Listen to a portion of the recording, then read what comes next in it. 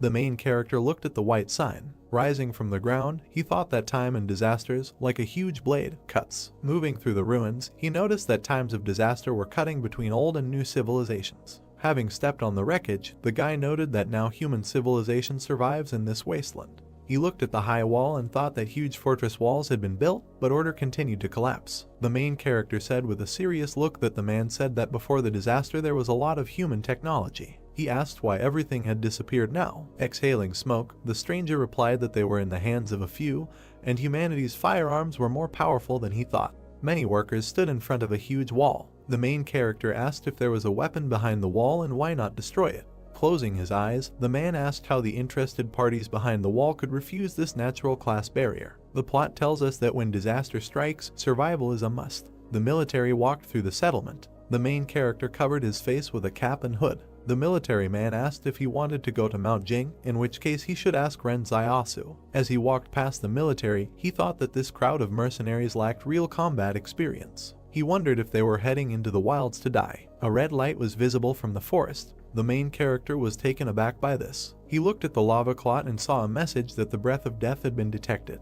The monster began to crawl out of the magma. A crowd of demons ran towards the main character. A huge spider appeared and an inscription said that the breath of death had been discovered. A blue aura emanated from the wolf. There were drops of blood on the ground. Frowning, the protagonist wondered what, for them outside the walls, is their first weapon in the face of danger. A crowd of monsters stood in front of him. A message appeared asking if he wished to unlock his bonds. The main character was furious. There was a powerful energy in the area. He cried out that he wanted to unlock the shackles. It was raining heavily. The rat's corpse lay under the trap. Sitting in the bushes, the main character thought that it was bad luck and acid rain began to fall before the arrival of the prey. He noted in his mind that if he didn't bring the loot today, Yuan and he would die of hunger. As he continued to lie down, he emphasized the fact that even a sparrow would do. He saw the wings of a bird in the sky. Watching her closely, the main character thought that this was great and that this was really a sparrow. He looked at the bird. Her eyes glowed red. He jumped up sharply. He dodged the huge bird. The main character reached for the frying pan. Grabbing it, he prepared for battle. The bird jumped up from the ground. She flew towards the main character. Frowning, he noted in his thoughts that he was fast. He hit the bird with a frying pan. The sparrow fell to the ground. The main character jumped on the bird. He grabbed her by the throat. He broke the bird's neck. Sighing, he said that after waiting all night, he finally got something. Throwing the loot onto his shoulder, he said that it was still early, so he would just go to Lao Wang's store to sell the bird and estimated that he could exchange it for a couple of days of rations. He was suddenly taken aback. Falling to the ground, he mentally asked why now. Closing his eyes, the main character thought that usually this happened at midnight, but this time earlier. A blue aura enveloped his body. He noted and thought that this had been happening regularly since the day he escaped from the wolves, and people in the city said that it was just a headache, but he knew that. The hero felt that he was falling into the abyss. He fell in a dark space. He emphasized that he knew that this sensation was not pain, but pure chaos. As he fell into the abyss, he wondered what was happening. Looking at his hand, the main character wondered if he was conscious this time. He looked at the bright light. Squinting, he wondered what it was. He saw the outline of a palace in front of him. The main character stood on a white floor in a dark space. He approached the palace gates. He opened the doors. The main character began to examine the dark walls with golden patterns. The walls were enveloped in dark energy. He continued to look around with a serious face. As he approached the table, he wondered where he was. Frowning, he looked at the streams of mana. His gaze fell on the table. He asked what was on it. He narrowed his eyes in pain. Red lightning struck in the sky. The bald man was hiding behind a tree. He watched the main character, who was unconscious. Opening his eyes, the main character wondered if he had come to his senses so quickly this time. Taken aback, he noticed in his thoughts that the rain was getting worse and he needed to get away from there. The man took the sword and walked behind him. Swinging his hand, he ordered the prey to be given to him. The main character looked back. He hit him in the face with a frying pan. Holding his face, the guy wondered how this happened and why he became a victim. He noticed that the main character is strong and his movements are very fast. Xiao looked at the screen, on which he saw that his task was to transfer the loot to a stranger. He was dumbfounded by this. Turning around, he looked at the bald guy. The guy sat on the ground and cried. The main character stood over him. Holding the bird in his hands, Xiao asked if the stranger needed the sparrow. The surprised guy started shouting that he wanted him. The main character gave him the sparrow. The man smiled at this. Xiao looked at the screen and saw that the task was completed. A white sheet of paper was flying towards a table in a dark room. He was heading towards the printing machine on the table. A piece of paper flew into the car. The machine began to print on paper that the task was to transfer the loot to a stranger, and for completing the task, he was rewarded with a basic profile skill which allows him to study the abilities of other people. Closing his eyes, the protagonist thought about the skill acquisition profile and whether he could use this to learn other people's skills. The guy cried and said that Zio was a good person. The main character looked at him out of the corner of his eye. He snatched the sparrow and declared that he would never get it even if he wanted it. The guy looked after Zio as he ran away. The enraged stranger screamed that this world was definitely heading into the abyss. Sunlight was breaking through the clouds. Zio walked through the dense forest. The main character covered his head from the sun. Beads of sweat ran down his face. He approached the dark gate. Many birds flew over the fortress. Cloudy skies enveloped the settlement. The main character walked among a crowd of people. Many passers-by looked at him with dissatisfaction. They whispered that Zio was back with his prey. Zio looked at them with a dissatisfied face. He grabbed his sword. A man with an angry face walked towards him. The main character narrowed his eyes. A grin appeared on the man's face. The guy grabbed him by the shoulder. With a serious look, he asked the stranger not to contact the main character. They looked after Zio. The guys looked at him and said that he was completely sick. Steam was coming from the high wall. The main character was heading towards a high wall. He approached a small hut. Having placed the bird on the table, Zio asked how much they would give for it. The merchant extended his hand. With a dumbfounded look, he asked to be more careful. Taking the sparrow, he said that this glass was very expensive. The main character frowned at his words. He looked at the empty shelves. The merchant began to weigh the sparrow. Smiling, he said that everything was correct and he weighed 3 Jin 6 liang. Zio watched intently as the merchant cleared accounts. He said with a serious face that market prices are good now and sparrows cost 200 per Jin, so the total is 700. The main character said with an embittered look that this was too little. The salesman adjusted his glasses. Shifting the scores, he stated that the maximum was 800 and there really wasn't enough meat in the fence, but everything had a price and they had to live by the rules. Zio grabbed the abacus and declared that it was almost winter, and there were few sparrows these days and below 900 was out of the question. Crossing his arms, the merchant began to quickly shake his head. The main character grabbed the bird and began to leave. The seller asked where he was going. Zio replied that he would go to Old Lai and ask his price. The merchant stood in front of him with a smile on his face and offered to negotiate, asking how much he wanted to sell it for. The main character said that first he would find out the price, and then they would return to this issue. Smiling, the seller asked if Zio wanted 900, and then agreed, adding that he did not want to delay payment for Yuan's tuition. He noted in his mind that today someone from the fence came to buy game, and he couldn't let Old Lai take advantage of it. Zio, with a straight face, clarified what the merchant said at the end. He began to tremble and asked what the price of the main character was. Smiling, Zio replied that he wanted 1,200 for the sparrow. Veins appeared on the merchant's face. The main character asked whether he agreed or not, noting that if not, then he would go to Old Lee. The seller began counting out the bills. He continued to count them with a puzzled look. Having given the money, he said that this was all there was. Having taken the money, Zio said that there was nothing wrong with it and the merchant would return it tomorrow. The main character looked up. He pointed his finger at the jacket and asked him to take it out, noting that it would be just right for Yuan. The merchant reached for his jacket with his cane. Putting it on the counter, he asked if Zio would like to buy it for himself, noting that he knew the price. For him it would cost 490. He noticed that he doesn't carry jackets very often, so if he takes one jacket now, he might end up dead in the winter. The main character replied that he was not cold. Zio's gaze fell on the medicines and he asked why anti-inflammatory medicines. The seller replied that one capsule is 210. This medicine is taken for 3 days in a row and he will give 3 capsules for him for 620 and will also give a dose of iodine as a gift. Looking at the cut on his hands, the main character asked to forget about it, adding that in winter there is usually no inflammation.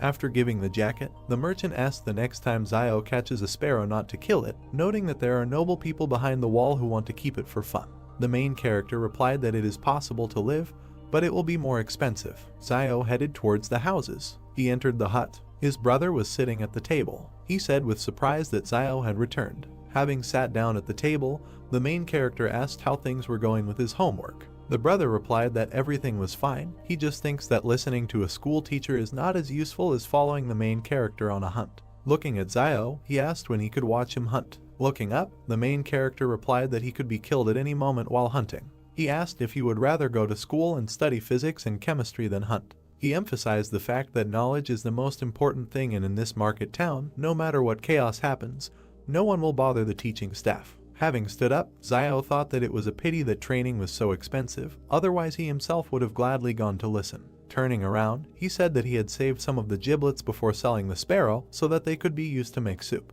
His brother saw the wound on his hand and reported it. After putting the offal into the cauldron, Zio replied that it was just a scratch. The boiler began to steam. He put the giblets on a plate. He handed the plate to his brother and asked him to eat these giblets. Pushing the plate away, he replied that he would not and that the main character should eat, noting that he needed to recover. Zio replied that he was not hungry. Yuen began to cry and said that he would not eat, adding that it was not some kind of scratch at all and he heard that 2 days ago someone died from an infection. Putting the plate on the table, the main character said that tears are useless and his brother understands that he cannot shed tears in this world, and this world has not believed in tears for a long time. He pointed his finger towards the street and asked Yuen to look at the people around them.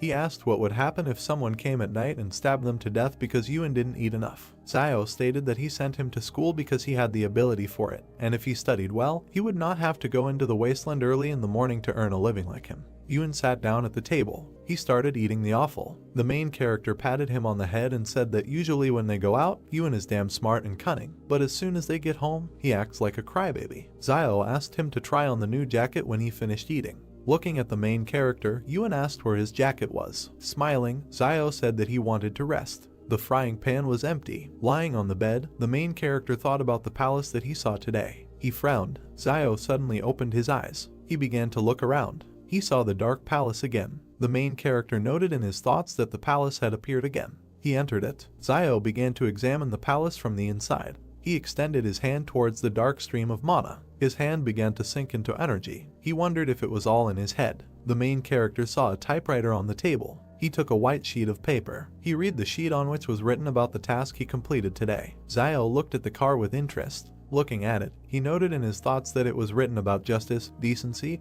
honesty, trust, friendship, and goodwill. Taken aback, he wondered if they were telling him that he needed to be a good person in a world where morality was a luxury. Looking at the table, he declared that nothing would come of it. A lonely girl walked through the settlement. She pulled back the curtain. The stranger entered the protagonist's hut. Yuen put the blade to her throat. Yuen pointed his blade at the frightened girl. Looking at her, he paused, then asked that she was Zioyu's sister. Zioyu smiled, tilted her head and replied that Yuen was still awake. He looked at her displeasedly and then stepped aside. Then the girl approached him and, smiling, asked where Ziosu was. She heard that he was wounded. Approaching the dim fire, Yuen sheathed his blade and replied that the sparrow had wounded him in the arm. Hearing this, the girl nervously folded her hands and looked ahead. She saw the guy lying on the bed, and then she lowered her head. Yuen walked over to the table, put his hands on it, and then raised his head and said that she was 8 years older than his brother, so she didn't need to get so attached to him. Zioyu, blushing, shouted that he was a little tomboy. She thought of them as brothers. After these words, she stepped aside with her head down.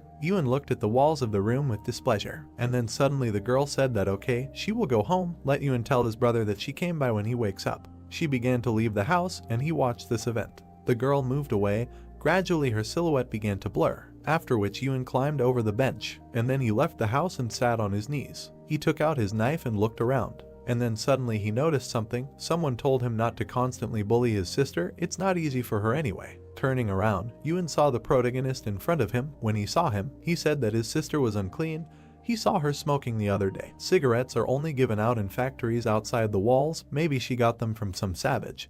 He thinks that she became close to him because Zio could always hit his prey when hunting. Hearing this, the protagonist frowned with displeasure and looked at his brother, and then, lowering his head, he asked who was clean. Getting out of bed, he added that if someone wants to survive in this world, he will not be able to remain pure.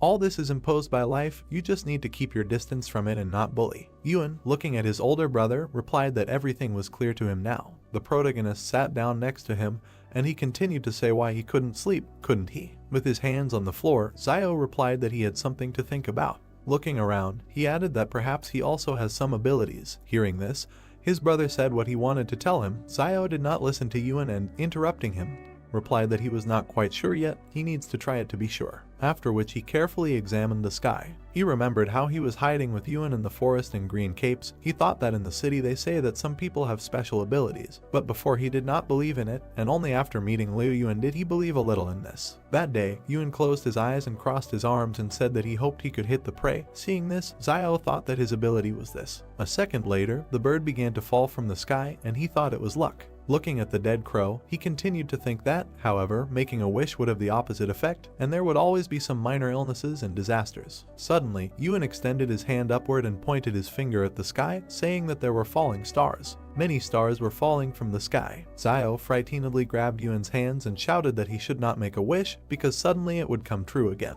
Zio was sitting with his hands behind his head when suddenly his brother asked what he thought, why shooting stars fly so fast, that if someone is late to make a wish, to which the protagonist replied that what should he think? They fly quickly because he doesn't want to hear any of their wishes. We are transported the next day to a small building. A man with glasses appears in front of us, with children sitting next to him. He says that they will talk about technology in the era of civilization. Opening the book, he adds that they know what the term technology means. Ewan, covering his mouth with his palm, yawns and replies that he doesn't know what the teacher is saying, so then he should be silent and listen carefully. Zio watches this process through the window, and the teacher continues to say that he will use this example to explain to them what technology is. After looking at the book, he turns to the board. Zio, standing on his toes, carefully looks out the window and listens to the teacher. How suddenly he closes the book. And, looking at the class, he says that they have had enough for today, they need to go home and eat. Afterwards, he narrows his eyes and looks to the side, his gaze is drawn to an empty small window. Suddenly the protagonist turned to the side, the teacher told him that from this day on he could. Zio entered the classroom and bowed, and the man in front of him added that he could stand and listen to the lesson at the door, but he was not allowed to enter the classroom, to which the protagonist responded well. He raised his head and, smiling widely, added that he was very grateful. A plate of soup appears in front of us, with steam coming out of it. The teacher brings it to his lips. Suddenly Zio appears in front of him, holding out a cigarette for him and shouting that he is grateful that he was allowed to stand at the door and listen to the lesson. The man, taking the cigarette in his hands, examined it carefully, and Zio, contentedly placing his hands on his belt, said that he allowed him to listen to the lesson at the door, so he had to show his gratitude, since he had not paid for the training. The teacher struck a match, and then he slowly brought it to the cigarette and set it on fire. Raising his head, he released a large cloud of steam. Looking at his student, he said that in their turbulent times, there were not many students who listened as intently as he did to why he enjoyed attending class so much. The protagonist, looking around, answered, placing his hand on his chin, that learning something new would never be a bad thing, and teachers also enjoy the greatest respect in this hectic world. Then he put his hand forward and pointed his finger at a small bed of vegetables and said that no one would dare steal, for example, the vegetables in their yard right here. He was right. Hearing this, the teacher began to cough, taking in bad smoke. Looking at this, Zio said that he had been worried about one question for a long time. The teacher looked to the side in surprise and told him to ask. Zio imagined a huge city under a purple dome in his head and said that the teacher said that before the disaster, many technologies were available to humanity. Squinting his eyes, he added that why did it all disappear? His interlocutor, releasing another cloud of smoke, replied that this was due to the lack of offspring. Looking ahead, he added that in the post-disaster period, humanity was lucky to survive. How could it worry about learning? Hearing this, Zio asked that it is always possible to retain some information, to which the teacher narrowed his eyes and answered yes. And then he looked at the high walls and added that only this information is in the hands of a few. Zio turned to the wall, looked at her dissatisfiedly, and then said that the information was behind her. After taking a few steps and clenching his fist, he asked that in that case, why don't they destroy the wall? Spreading his hands to the sides, he added that most animals are afraid to attack people while they live together. Even without this wall, wolves will not dare to take a step. Not to mention the fact that the destruction of the wall would allow a lot of technology to be released so that civilization could be restored. Hearing this, the teacher pressed himself tightly to the cigarette and inhaled the smoke. And then, exhaling, he said that as long as there is danger in the wasteland, the renegades will live near the wall of the shelter. He imagined in his head men working tirelessly, and added that there would be a lot of cheap labor at the wall, and the consortium behind the wall would not allow it to collapse. The bare-chested man looked at the wall and wiped the sweat from his face, at which time the teacher continued to talk about how the interested parties behind the wall could give up this single-class barrier. After a second, he put out the cigarette and thought that he should save half to smoke next time. Then, putting it in his pocket, he said that they should stop talking and go to class, after which he thought that this guy quickly turned away so that he could hide the cigarette. Then, walking forward, he added that he would go to change his clothes smelled of smoke, and it would be bad if the students smelled it. For his sake, he said that everything was fine, that he had just inhaled this smoke, and he didn't even tell him to step aside. Hearing this, the teacher looked in front of him with displeasure. Suddenly, the protagonist looked in front of him in surprise and saw a task that said that the pursuit of knowledge is never easy, but what he is taught is what he will teach in the future. We are taken to the classroom. The teacher slowly walks to the blackboard. Zio goes inside and stands at the entrance while the other students inspect him carefully. The teacher, closing his eyes and clearing his throat, said okay, today they will take survival lessons. He, looking ahead, continued to say that they should not think that danger is far away, now their parents are protecting them, but when they become adults, they will have to learn to protect themselves on their own. Hearing this, the students looked in front of them with excitement and began to listen carefully, and the teacher continued to say that next they would talk about what to do if they encountered a wolf pack in the wild. He pointed his finger forward and added to tell him what he should do when he encounters wolves in the wild. Zio, seeing Pa pointing at him, was very surprised. And then, lowering his head on his hand, he began to think, saying that if they meet wolves in the wild, they should try to choose a hill. Hearing this, the teacher smiled contentedly, and the protagonist continued to say that with a good open view where there would be a tailwind. Extending his finger forward, Zio winked and added that such a place would be a wonderful cemetery according to Feng Shui. Hearing this, the master turned pale and stared ahead. There was complete silence in the class for several seconds, and then Zio, looking in front of him in surprise, thought that it was strange why the task was not completed. He didn't seem to teach anything bad. Suddenly the teacher put his hand to his mouth and cleared his throat. The protagonist, seeing this, bowed his head, and then, putting his hand forward, he imagined 3 huge wolves in his head and said that, probably, the teacher had never seen a wolf, let alone a pack. Even with a lone wolf there was practically no chance of survival, so it was better to immediately find a good place for yourself for the grave. Hearing this, the mentor looked ahead anxiously, and then he said that from now on he could sit in class and listen to lessons, and he would teach survival lessons. Zio, hearing this, smiled widely and asked what he would teach, and then thanked him.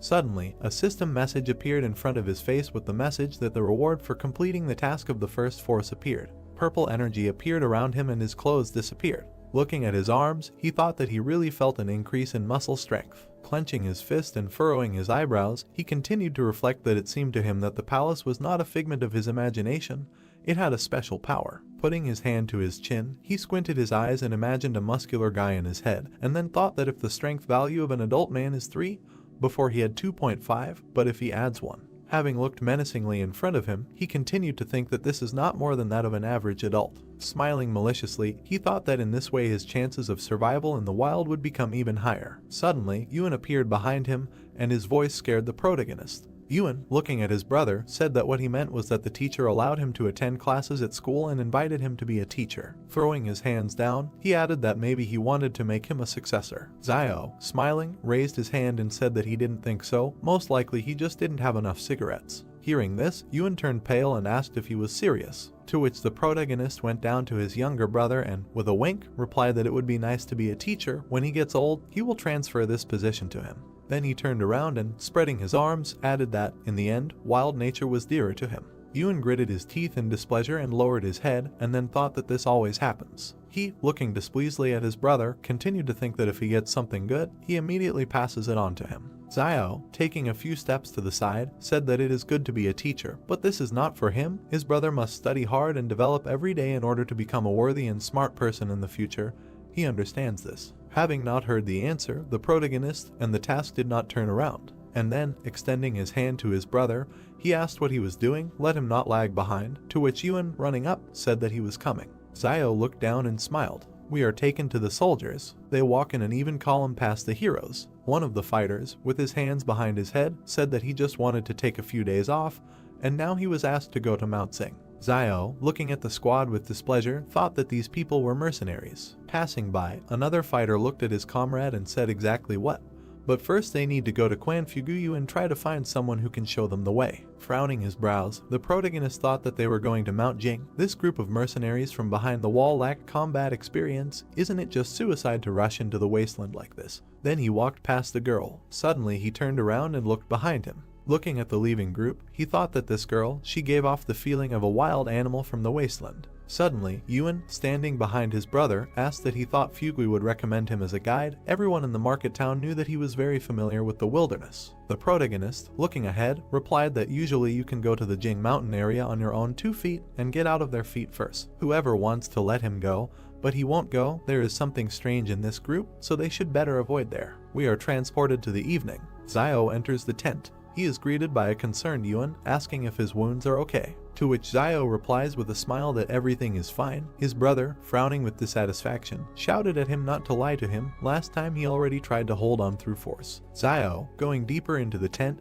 pulled his hands up and told him not to worry, he was not going to play with his life. Suddenly they heard someone's footsteps and a voice asking if this guy really escaped from the wolves alive. Another voice replied that of course, how could he lie? Hearing outside voices, Yuan and Xiao turned around worriedly, and then they suddenly fell to the ground, grabbing their weapons. They walked forward slowly. Xiao walked to the door and looked out a little through the crack. He saw the guy with the gun looking at Fugui, saying that he meant that he was sick in the head. The man in front of him, rubbing his hands with a smile, replied that everything was fine. He just said casually, "It won't hurt, he is not seriously ill, they are already in place." The protagonist, frowning with dissatisfaction, thought that this Fugui really decided to bring him together with these people. A man in a red vest walked out to class in different directions and loudly told Xiao to go out because he had guests. Yuan looked in front of him displeasedly and asked what he should do, to which the protagonist, turning around, replied that he would go out and let Yuan stay in the house. Xiao took a few steps forward and out of the tent, extending his hand forward. Then he jumped up to Fugui and, grabbing his hands, shouted with a smile that he congratulated him on the safety of his father and son. Everyone outside looked puzzled at the guy who appeared in front of them. A fighter with an orange bandage around his neck asked what kind of father and son.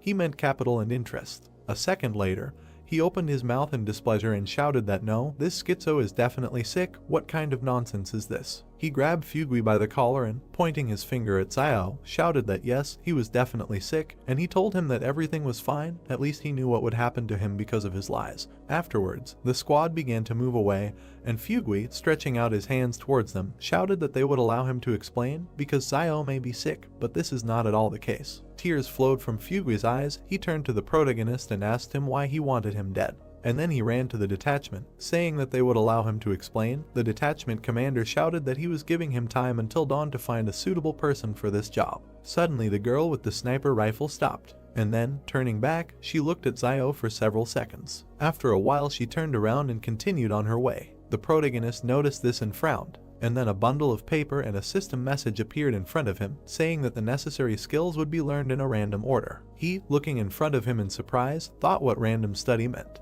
A bundle of paper appeared in front of him, which began to open, and a system message that the target's firearm skill had been accidentally copied, whether it needed to be learned. Seeing this, Xiao opened his eyes wide and thought that he should learn this. A huge number of system windows appeared in front of the protagonist. In one of them a download appeared in text stating that knowledge of firearms maintenance and care of firearms, regular maintenance to prevent mold, corrosion and rust, and to ensure for functionality, you need to check the magazine, chamber, external deformation, operability, accessories, and cartridges. Looking at the system messages, Xiao thought that these were all firearms skills, which meant that he could really copy someone's abilities. After he closed his eyes, a system message appeared in front of him that he had achieved success in training. He had mastered advanced skill in using firearms. Opening his eyes, he looked in front of him in surprise, saying that unless what he received was a basic level scroll, why did he learn advanced firearms mastery? After that, he went to a large system message and, poking his finger at it, received information that there are two types of skill copy scrolls. A basic level scroll allows him to learn any skill up to an advanced level. A master scroll allows him to learn other people's master skills as soon as he will reach an advanced level in one of his own skills, and also has a chance to learn the target's supernatural abilities. After seeing this, he thought that he can even learn other people's supernatural abilities. This is generally normal. An image of a girl appeared in front of him in the system message, and he asked that he could find out the firearms proficiency level of that girl. He looked in front of him in surprise and thought that she was fluent in firearms, but why was she serving in a private army? Something is really wrong with this group. He then narrowed his eyes and scratched the back of his head in puzzlement. Suddenly he turned around, hearing his brother's screams. Yuan grabbed him by the cape and asked why he was looking at the back of this girl all this time. Suddenly someone came out of the tent and asked whose back it was. Turning around, they saw Xiaoyu coming towards them. Looking at her, Xiao opened his mouth in shock and asked what she was doing here. The girl straightened her hair with a smile and said that she had swapped with a family of 3 who lived here before, and in the future she would move here and live next door to them. Hearing this, Yuan clung to his brother and asked in a whisper that he was still a virgin. Because Xiaoyu spent a lot of money on this, she used to live in a stone brick house. Hearing this, Xiao annoyedly grabbed his younger brother by the hair and shouted that he was already old enough. So it's time for him to talk about this aspect of your education. To which Yuan said that it's good if he doesn't know something, just let him will ask. Xiao waved to Xiaoyu with a smile after these words, and then they headed towards the tent, and the protagonist added that he really had something to do with something, and not now they were barely staying afloat, so he shouldn't try to connect them with his sister. Suddenly he saw something in front of him. Yuen stopped and extended his finger forward, saying that he should just look at those 2 potatoes hidden under the chair and what looked like 3 pills. Looking under the table, Yuen added that it was to treat his arm injury. Bending down, Zayo grabbed the bottle of pills and looked at it and said that it was indeed an anti-inflammatory drug. Looking ahead, he added that whether his brother remembered how last year he encountered wolves and was injured, someone secretly planted them some pills to keep him alive, right? Picking up the bottle of pills, he added that the place where the pills were planted was exactly the same as now he was trying to find this person. Yuen, looking at his brother, said that his sister could not do this, he only told her about his injury this time. Zayo narrowed his eyes and looked ahead. Suddenly, behind the tent, someone grabbed Zayoyu's hand and pulled out a cigarette for her, saying that she moved here and he brought her a cigarette, to which Zayoyu replied that she would no longer do such things. Yuen and Zayo turned to the exit in fear as they heard a man's voice laugh and then shout that she would eat and drink if she didn't do such things, who would give her a cigarette. The protagonist grabbed his dagger. Meanwhile, the guy tore Zayoyu's clothes and she raised her head and screamed for him to let her go. Zayo, gritting his teeth, jumped out of the tent like lightning. Looking ahead with dissatisfaction, he saw a system message that he had a new task to help. Squinting his eyes, he thought that even without this task he would have helped. Then, grabbing his dagger, he made a quick dash forward. The man in front of him looked ahead in fear, and then, smiling, he thought that the little guy with the bone knife wanted to stab him. Then he took out a huge machete and, smiling, thought that he had real iron here. Suddenly, in a second, Zayo's machete cut him into 2 pieces. The man looked at his broken blade in fear and shouted that how was this possible. The protagonist then let go of his dagger, and, grabbing the scoundrel's hand, he hit him in the stomach with all his might. Then, literally in a second, he went behind his back and began to break his arm. And then at great speed he hit his face on the floor. Blood flowed from the man's face. He clenched his teeth in displeasure and thought about how old he was and how he could be so strong. Zayo then looked at the frightened Zayoyu and asked who he was, to which she replied that he was a foreman at a coal mine. She imagined in her head how several men were killing a guy, and then said that last night a man was stabbed alive in the market town, and he took the lead because he heard that this man had a habit of saving money, and so it turned out that he owed the casino money, and so he decided to do this. Zayo looked displeasedly at the foreman, and then he picked up the broken machete tip from the floor. Raising his attacker's hand, he grabbed the dagger and looked at him menacingly. Suddenly a system message appeared in front of him that he had a new task: he must leave the enemy alive. A second later, the protagonist cut the attacker's side, and he screamed in pain. The foreman, cringing in pain, pulled his hand towards the cut, and meanwhile Zayo, rising to his feet, said that he had about 3 minutes left. Looking down, he added that if he went to the clinic in the market town and got stitches, he might be able to survive. The foreman, gritting his teeth, slowly began to rise to his feet, and then, leaving bloody footprints on the floor, he ran towards the trading city. A system message appeared in front of the protagonist that the task had been completed. The reward was a basic scroll of copying skills. Since he now lacks weapons, he begins to complete a side task. Looking at these system windows, he thought that the first task should be to rescue Zayoyu. He can't believe that he finished the second one. How did the damn palace make a decision? Afterwards, Yuen approached him and asked that he would simply let him go if he recovered and took revenge on him. He was not a good person. To which the protagonist, smiling, replied that he really still thought that the clinic in their trading city would heal his wounds. Yuen smiled and exhaled, answering that seeing him so ruthless made him feel relieved. Zayo then pulled his hand towards the broken blade. Picking it up from the floor, he looked around. He saw Zayoyu standing nearby with his head down. Then suddenly she raised her eyes when she heard Zayo ask her if she could quit smoking. The girl, looking worriedly ahead, nodded her head several times. Zayo began to walk forward, saying that these cigarettes are not very addictive, but as he knows, they add poppy seeds. Strike the floor with your blade. He added that Van also said that their share was very small. Stopping, he added that she could quit if she wanted. Then he grabbed his head and, closing his eyes, added that he wanted to clarify something. Although he was very handsome, it was impossible between them. Zayoyu looked at him, puzzled, and then she said that she just treats him like a brother. The protagonist scratched the back of his head with a smile and, laughing, said that this was it. It turned out awkward. A second later, he grabbed his younger brother and, running to the side, shouted that this is what his stupid talk was leading to. Zayoyu, watching this, covered her mouth with a smile and laughed. Suddenly a dark space appears in front of us, around which there are many bookshelves. In the center there is a table with a typewriter. Characters are quickly typed on the keyboard, and a message appears on the sheet that a side quest has been opened. The protagonist, smiling, thought that the side quest was a little interesting. A hand lifted a piece of paper over the table. The main character held a piece of paper in front of him. When he began to read the contents, he thought that the task was related to weapons and decided that it would be nice to get a new one.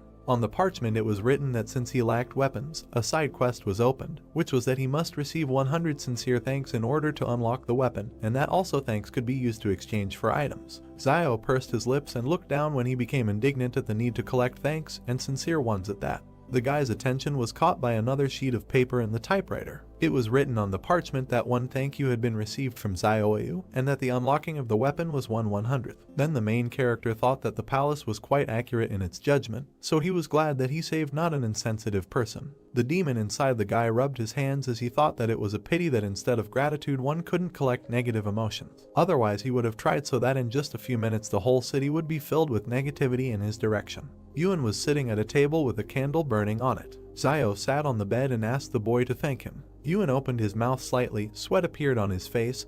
He asked his brother what was wrong with him, since he asked so suddenly that the boy was already a little scared. Zio bared his sharp teeth and appeared behind the boy as he told him to speak up and not be afraid. Long dark hair covered his eyes as Yuen thanked the boy for always taking care of him. The main character smiled, clenched his fist in front of him and thought that he did not expect it to be so easy when a system notification appeared that he had received gratitude from the boy. Zio put his elbow on the table, rested his chin on his hand, and asked his brother to say thank you again. Sweat appeared on the boy's face as he weakly thanked the main character. Zio raised his hands to the place where the system alert should have appeared and did not understand why he did not receive anything this time. He pointed his finger at the boy and told him that he had not thanked him sincerely, and asked him to be sincere next time, and then added that sincerely meant it was from the bottom of his heart, and asked his brother to do it again. Yuen, sitting at the table, exclaimed words of gratitude, and Zio, standing next to him, told him that he was putting little feeling into it and ordered him to repeat it.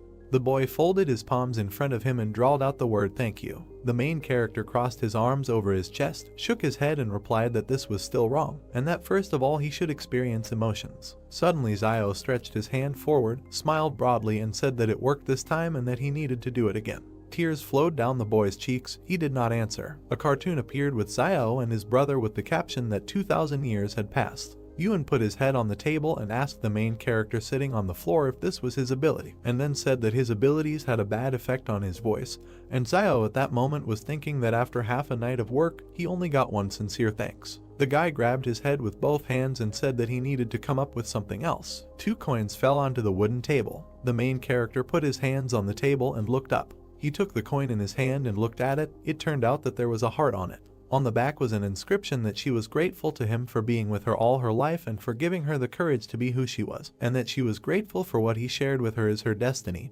and for the flowers that bloom and fall, and the promise that she will cherish them all. Zio raised his hand with the coin to his face as the melody enveloped him. The guy looked back, where there was some movement. He turned around and saw a large metal device behind him. The main character came up and began to examine it while he was thinking about what it was for. Zio saw 2 narrow holes. He looked down and thought about trying to throw a coin there. The guy raised his hand to the slot and placed a coin there. At the bottom of the device there was a shelf into which a black jar fell. The main character took it in his hand, looked at it and thought that it was medicine. That's what it said on the jar, and Zio continued to look at it and wonder if it was possible to tell what the medicine was for. Suddenly the guy opened his mouth and eyes wide. He found himself at home in front of the table at which Yuen was sitting. The boy opened his mouth wide and turned to his brother, asking what kind of magic he had done and why a small jar suddenly appeared in his hand. The main character was trying to open the medicine bottle while he was thinking that since there was only one word written on this medicine bottle, could it be a panacea? He used his fingers to remove the black contents from the jar and decided that it was worth a try anyway. Zio sat down, closed his eyes and brought his fingers with the ointment to the wound. He applied medicine to the cut. The guy gritted his teeth and thought that this was reckless because this substance could be poison. Suddenly, the main character's eyes widened when he realized that the wound no longer hurt. Zio grinned as he held the jar in his hand and thought that the anti-inflammatory medicine needs to be taken for 3 days in a row, but this cream works in one go, and that one anti-inflammatory medicine costs 200, which means that the cost of the ointment, if rounded up, is 100 millions. It was then that the guy decided that he had to figure out how to get as many thanks as possible. A crowd of children stopped at the entrance to the building early the next morning. 2 pairs of shoes stopped at a wooden fence. The man with glasses worriedly asked the guys in front of him what happened to them. Zio and Yuen stood with black eyes and their mouths slightly open when the youngest began to talk about what his brother wanted to do. The main character smiled broadly, pinched his brother's cheek, and replied that they were fine, they just didn't sleep well. The man with glasses opened his mouth and asked him if he had thought about what he would say today, because today was his first day as a teacher, to which the guy replied not to worry. The man in the tattered cloak touched his hand to the wooden table while he thought about how they need to find a way to collect a whole bunch of thank you coins, but he doesn't know how to do it. Zio spread his arms out to his sides as the crowd of children sitting in front of him greeted their new teacher. The main character came up with an incredible idea. His hand, wrapped in black tape, reached forward when the guy asked them about how they think it is difficult for teachers to give lessons. The guy closed his eyes and said that everyone can sit in the classroom, but the teacher stands all day. The children began to chatter when they were asked if they should thank the teacher and responded positively. The gray-haired man adjusted his glasses and nodded. In his heart, Zio smiled broadly when in reality he seriously said that from now on, instead of greeting, the children would thank the teacher, but he thought that he had cleverly come up with the idea that the students would thank him. The main character extended his hand in front of him when the children bowed their heads and told the students to try to do it all together because now is the beginning of the lesson. The guy looked up and thought about why nothing was happening, and how none of these little brats sincerely thanked the teacher. He touched the back of his head with his hand, closed his eyes and agreed that 9 times out of 10 life doesn't go according to plan, so he decided to come up with something else. The stone wall near the treetops was shrouded in fog. Zio stood at the board and drew an animal's face on it while he talked about how today they would talk about basic survival skills in the wild.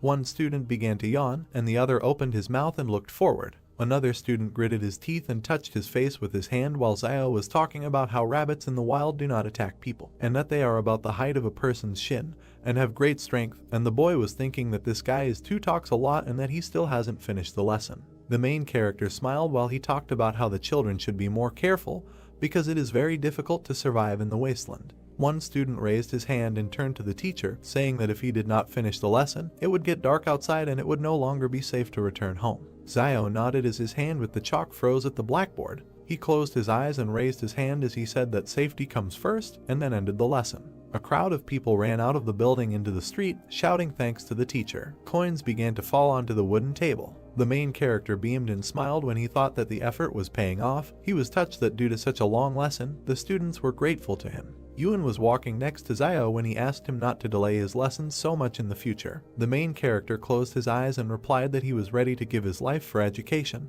and asked what was wrong with being delayed a little. Yuen clenched his teeth and said that he could not continue like this because he would destroy the youth of their country. Zio grabbed his younger brother by the head and asked him what he might know because the guy received the coins, which means that the student's gratitude was sincere. The boy opened his eyes wide, pointed his finger forward and told his brother to look there. There was a crowd of people ahead. One man smiled widely while the main character was thinking that isn't it old man Liu, and that he went to be a guide. A man with glasses approached the guys and addressed Zio. He adjusted his glasses, opened his mouth and told him that he was a heartless little wolf to whom he recommended such a good job, but he did not agree. The main character opened his mouth, looked away and asked how he knew it would be a good job. The man with glasses grinned and replied that there are poor and noble people behind the walls of the shelter, but the poor will not be able to get out of there, and that these people who have free access to the territory of the shelter must be noble people. There was a high stone wall behind the guy when Zio realized that it was blocking not only the people outside, but also the people inside.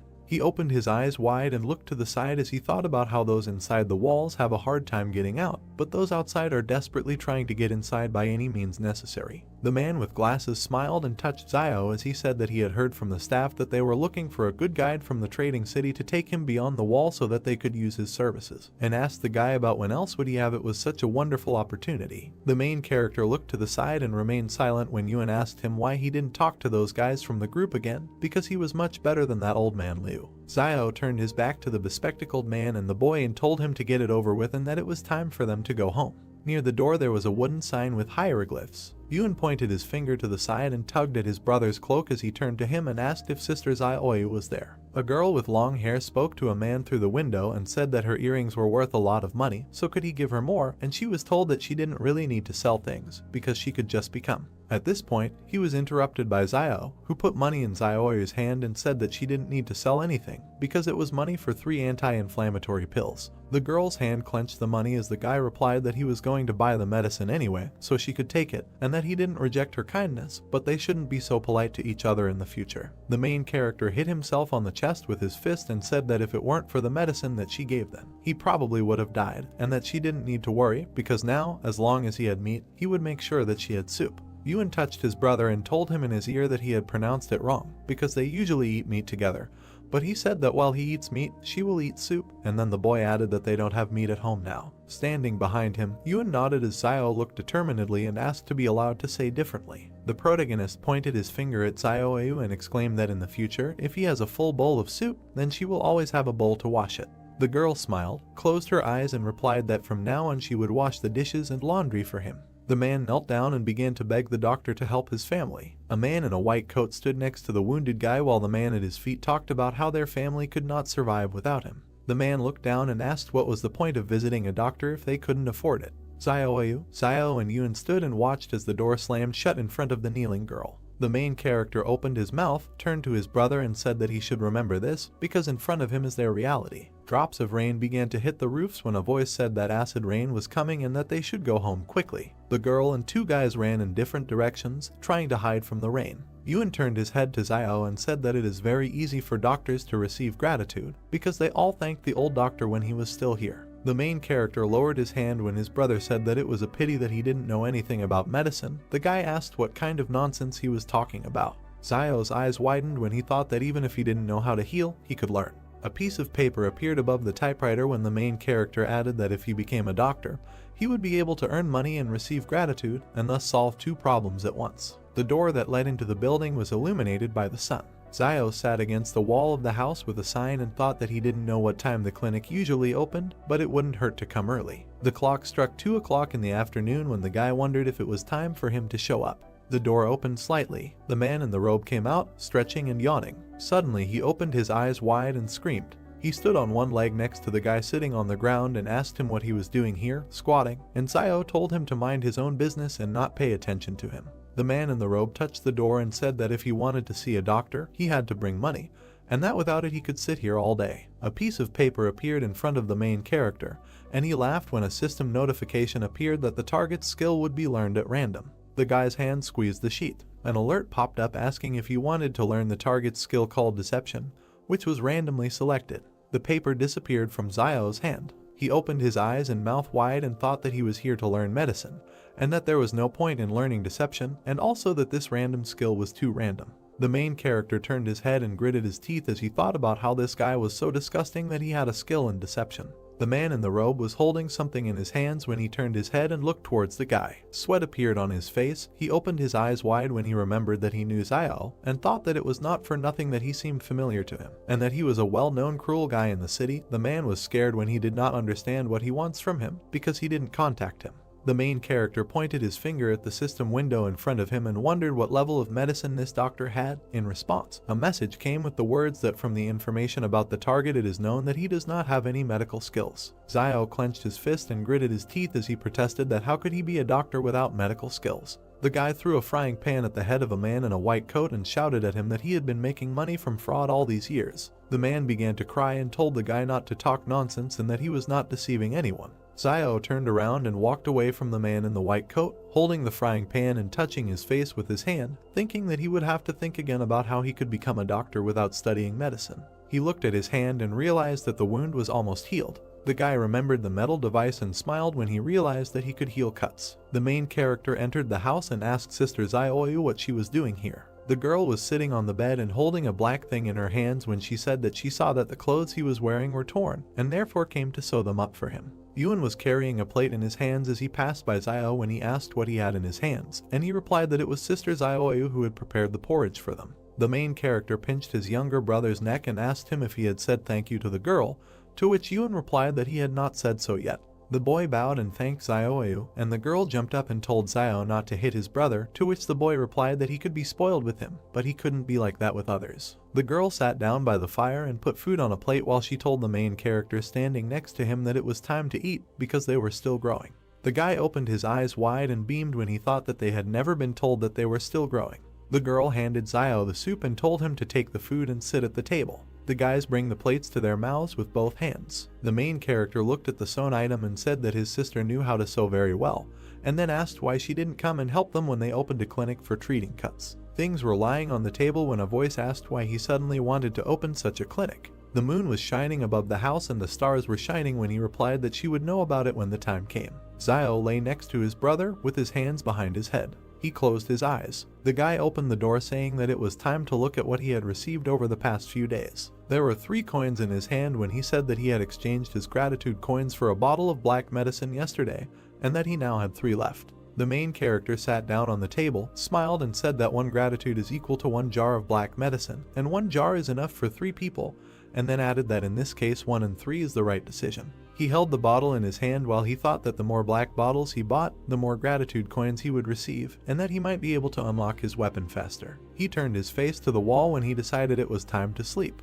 The boy stood next to the girl, waving to his brother and asking him to be careful. Zio smiled and thought that those who take risks will definitely get what they deserve. While the pick was breaking the ground, he thought that tall trees are always the first to be blown by a strong wind. The man who was dripping with sweat turned his head to the side when the main character was thinking about what needs to be done so that people don't think that he wants to deceive them. The man opened his mouth and asked Zio what he was doing here, and then assumed that he was cutting the grass here. The guy crouched down and tried to pull out the plant while he thought that since he already had the medicine, he should cut a few blades of grass. He turned his head and grinned as he explained that it was to give the appearance of being a herbalist and not to come under suspicion. Zio approached the man with the herb and said that it was not a weed, but a medicinal herb, and when he asked again, the guy replied that if you add the herbs in different proportions and boil them, they can be used to heal wounds, and then he asked the man what he thinks about how the main character recovered from his previous injuries. The man opened his eyes wide and assumed that the guy endured everything by willpower. Several people stood at the entrance to the house. Zio sat by the fire and looked at the crowd outside.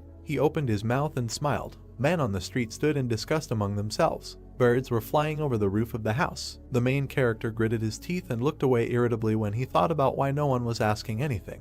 The guy went out into the street and pointed his finger at someone from the crowd. The man pointed to himself and asked again, to which he was told to come over. He turned to look at the crowd as Zio stood in front of him. The main character hugged the man and told him to ask him what he was doing. The man opened his mouth and asked him a question. Zio smiled sweetly. He pointed to the dishes on the fire and replied that he was making an herbal medicine that not only had anti-inflammatory and analgesic properties, but also quickly healed wounds, and that he had previously hidden this from everyone. There was grass in the water when the guy exclaimed that today he finally realized his mistake and decided to share it with them.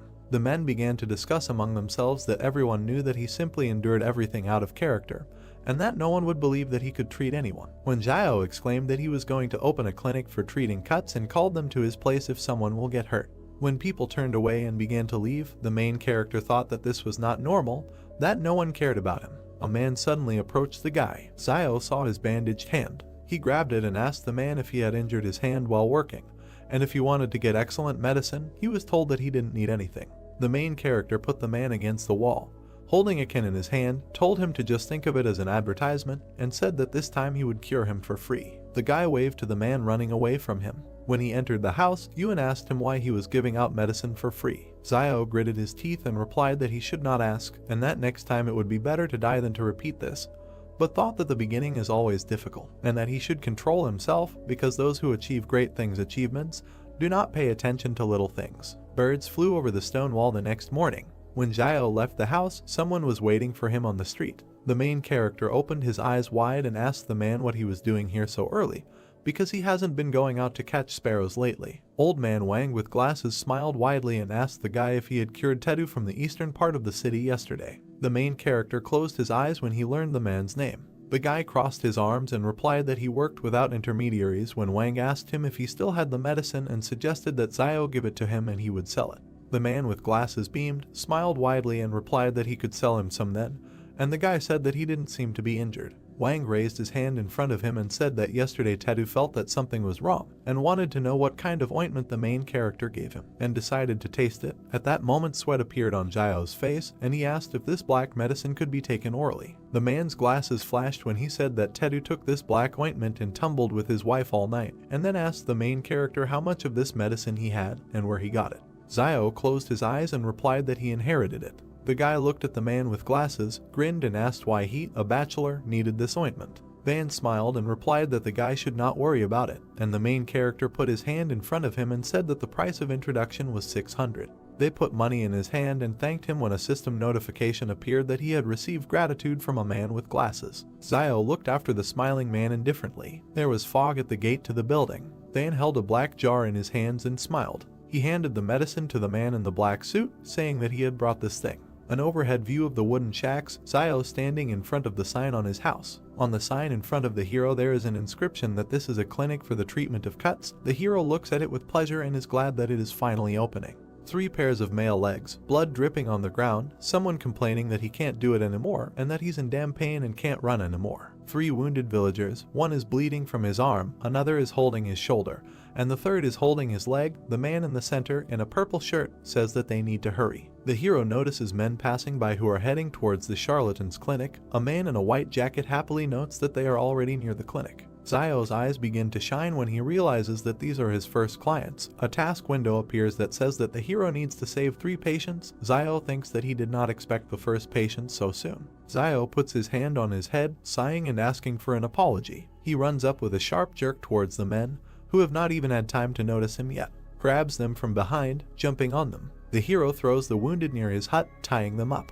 A man in a purple shirt, lying on the ground, asks the hero what he wants. MC stands with a serious face against the sky and says that the doctor at the clinic they were going to see is a charlatan, and he is trying to save their lives. Zioyu leaves the house, looking at what is happening. The hero shouts to her that they have patients to treat. The lady approaches the lying men, asking what happened and whether they got involved in a group fight. A man in purple, holding his stomach, explains with pain in his voice that the boiler at the factory exploded and that they were lucky to escape with minor injuries and were able to run to them on their own, but someone died on the spot. An exploded boiler, mountains of corpses lying on the ground, smoke coming from everywhere. The hero thinks that in their times, if someone gets hurt, then no one will run to save someone for free. The gloomy face of the hero is close up. He continues his thought, thinking that most likely people will wait for your death and take away what belonged to you. The hero with a satisfied face holds the purple man and looks at his sister, telling her that she first needs to disinfect the needles and sew up the wounds of the men. The sister asks what it means to sew, to which the hero calmly replies that it is like sewing up clothes and it is not difficult. With worry on her face, Zioyu straightens her hair and says that she is ready to do it.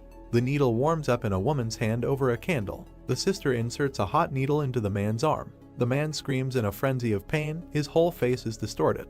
He turns to Zioyu and shouts that he can understand that she heated the needle to sterilize it, but couldn't she have waited for the needle to cool down before stitching? MC replies with a happy face that everyone makes mistakes sometime. Their nurse is not entirely familiar with the process on her first day and will get better with time. MC sticks his fingers into the medicine, about to take some from the jar, and says it's time for the medicine. The hero with a predatory face turns to the men, saying that his medicine is very valuable, but he will not charge them much and that it will cost them the same as in the clinic, namely 600. Zio hugs the man, holding his medicated fingers over his shoulder.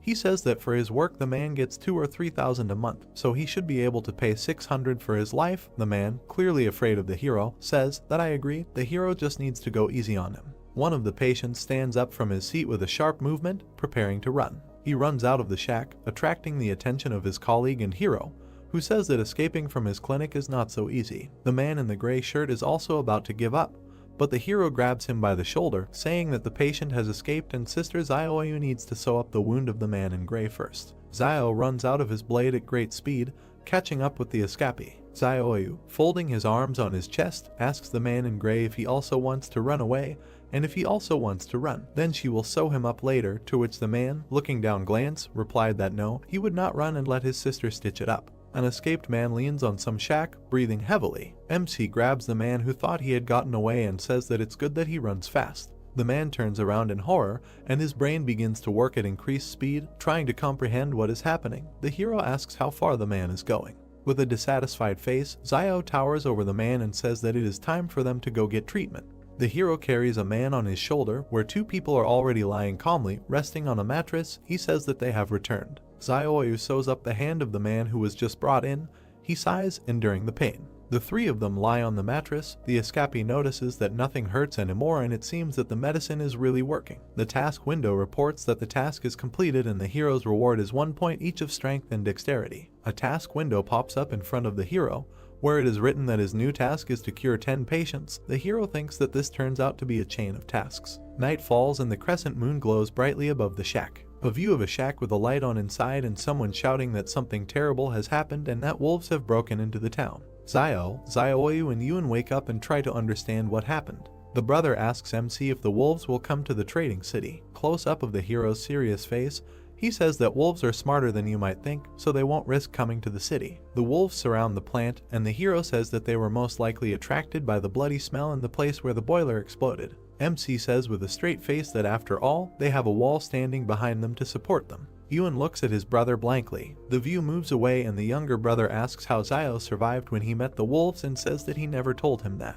The hero closes his eyes, thinking how to answer him. But they are distracted by a loud scream that scares them both. Someone shouts that they need to gather everyone and that no one lags behind. The hero quickly raises his hand to the burning incense in his home, while someone's voices say that the enemy has been discovered outside. MC extinguishes the candle and he and his brother stand in pitch darkness. Close up of MC's tense face. Ewan asks what is bothering his brother. The hero's back. He gloomily asks what will happen if one day the wall collapses. The sister, screaming, asks if the wall can even collapse, to which the hero replies that he doesn't know, but notes that there is nothing eternal in this world. The gates open and the wind rushes out of them in a furious stream. A crowd of armed people in camouflage uniforms, armed with rifles, emerges from the gate. Close-up of soldiers passing by shacks. The brothers peek around the corner of the door of their shack. Ewan asks if the soldiers have weapons on their backs, to which the brother replies that the younger one should not ask too many questions. Offended and dissatisfied, the younger one asks if he still has marital status in their house. Without looking back, the hero with a serious face replies that the younger one should not think about it too much,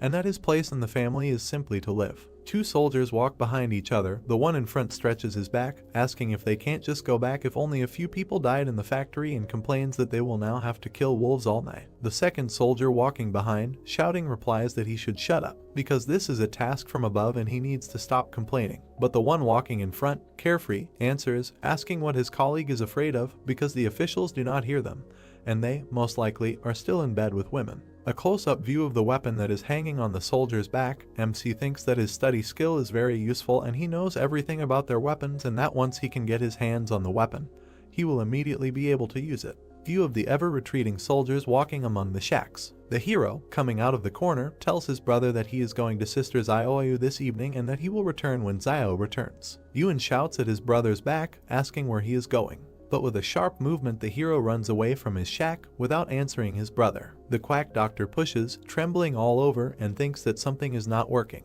He sits with his pants down near some stone, sighing heavily. The hero runs at great speed through the shacks. He runs past the charlatan who is sitting behind a tree with a newspaper in his hands, and he notices him. Close up of the charlatan's tense face, he thinks what the hero is doing here at such a time. Zio runs to the factory, from which smoke is pouring out. Close up of the hero running, he thinks that the factory manager was armed with a gun, but he was still attacked by the wolves, and that perhaps he did not expect the wolves to come and did not have time to get his weapon. The hero's face is even closer up. He thinks that it seems to him that the pistol should still be at the factory. A view of the plant, the sky above which has turned red and is obscured by rising smoke. MC stops abruptly, noticing something, and sweat starts pouring down his cheek. The soldiers stand, holding their weapons at the ready, opposite the wolves. A mountain of bodies lies between them, and someone shouts that they need to be vigilant. Wolves are close up, their eyes glow blue, and drool flows profusely from their mouths. The soldiers, who are starting to sweat, can see that they have just fired a clip from the smoke that comes from their weapons. MC notices that the wolves are not at all afraid of bullets. People standing behind the soldiers shout at them to get down to business. A man in a business suit grabs a soldier by the shoulders and shouts for him to shoot.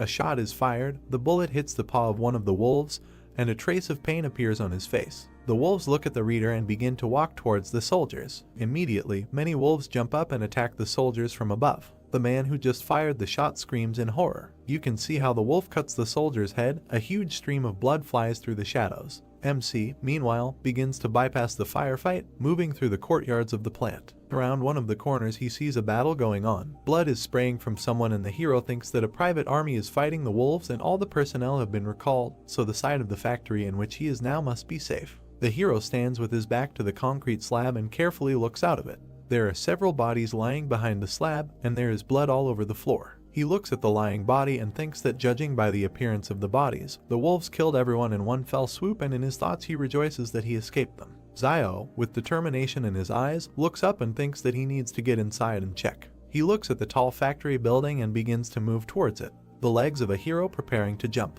MC starts jumping on boxes to climb up to the fire escape and clings to it. He begins to climb up the fire escape. He jumps onto the roof and sits down, leaning his hands on it. Standing on the roof, Zio looks around, peering into the windows on the roof to see what is below. Close up of the hero, thoughtful face, he thinks that he needs to hurry. He looks back at what is happening below, where people are fighting, and then puts on his hood. Drawing out his bone dagger, he slashes downward with the blunt end. He breaks the window below him and falls among the shards of glass, lands down on his haunches, resting his hands on the floor. Looking around and shaking off the glass shards, Zio thinks that he is finally inside. He calmly removes the hood from his head, standing among the dead bodies. The hero's back, he looks at the bodies lying on the floor here and there, and thinks that it looks like there was a battle here. But for some reason all the bodies are directed in one direction, and notices that in a critical situation, people run either to safe places or to places where weapons are stored. View of the stairs leading down, it is covered in blood. Zio goes down the stairs, walking around the corpses, and notices some red light from below.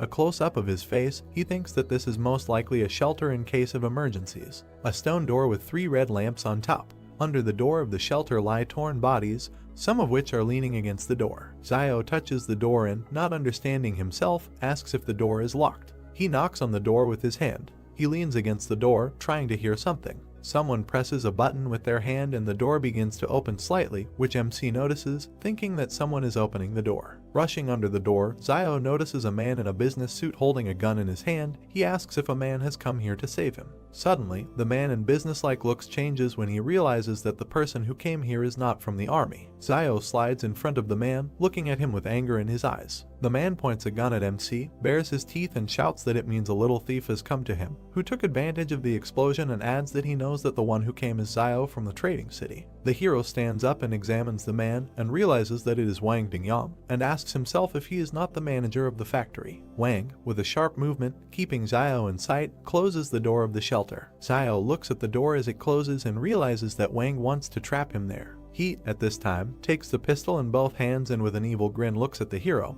who is looking at him with an equally evil face. MC realizes that the manager has a weapon in his hands and tightly grips his blade in his hands. The pistol is on safety. The hero notices this and a smile spreads on his face. He, in a questioning pose, raises his hands and stands at full height opposite Wang, and says that isn't Wang Dingyang in front of him. The hero begins to walk towards the manager and asks why he is here alone, to which he receives a short answer that the hero cannot come closer. The hero's face becomes so angry that the veins on his forehead begin to bulge. He shouts that the manager is crazy, and that he was the first to run into the shelter, after which he closed the door, not letting the rest of the people in. Wang, holding the gun tightly, shouts that a poor man like Zio shouldn't be asked so many questions, and continues, shouting that Zio needs to take him back to the city so he can save his life. The hero, with an evil smile, asks if the manager wants to save his life, and continues, saying that he will be afraid that he will tell the truth about how he abandoned everyone in order to survive himself. The manager begins to have a drop of sweat running down his cheek, and he doesn't stop grinning, asking how the hero knows this. Zio, with a playful face, raises his finger up and declares that no one knows his son better than his father, to which Wang is lost, not understanding what the hero is leading to.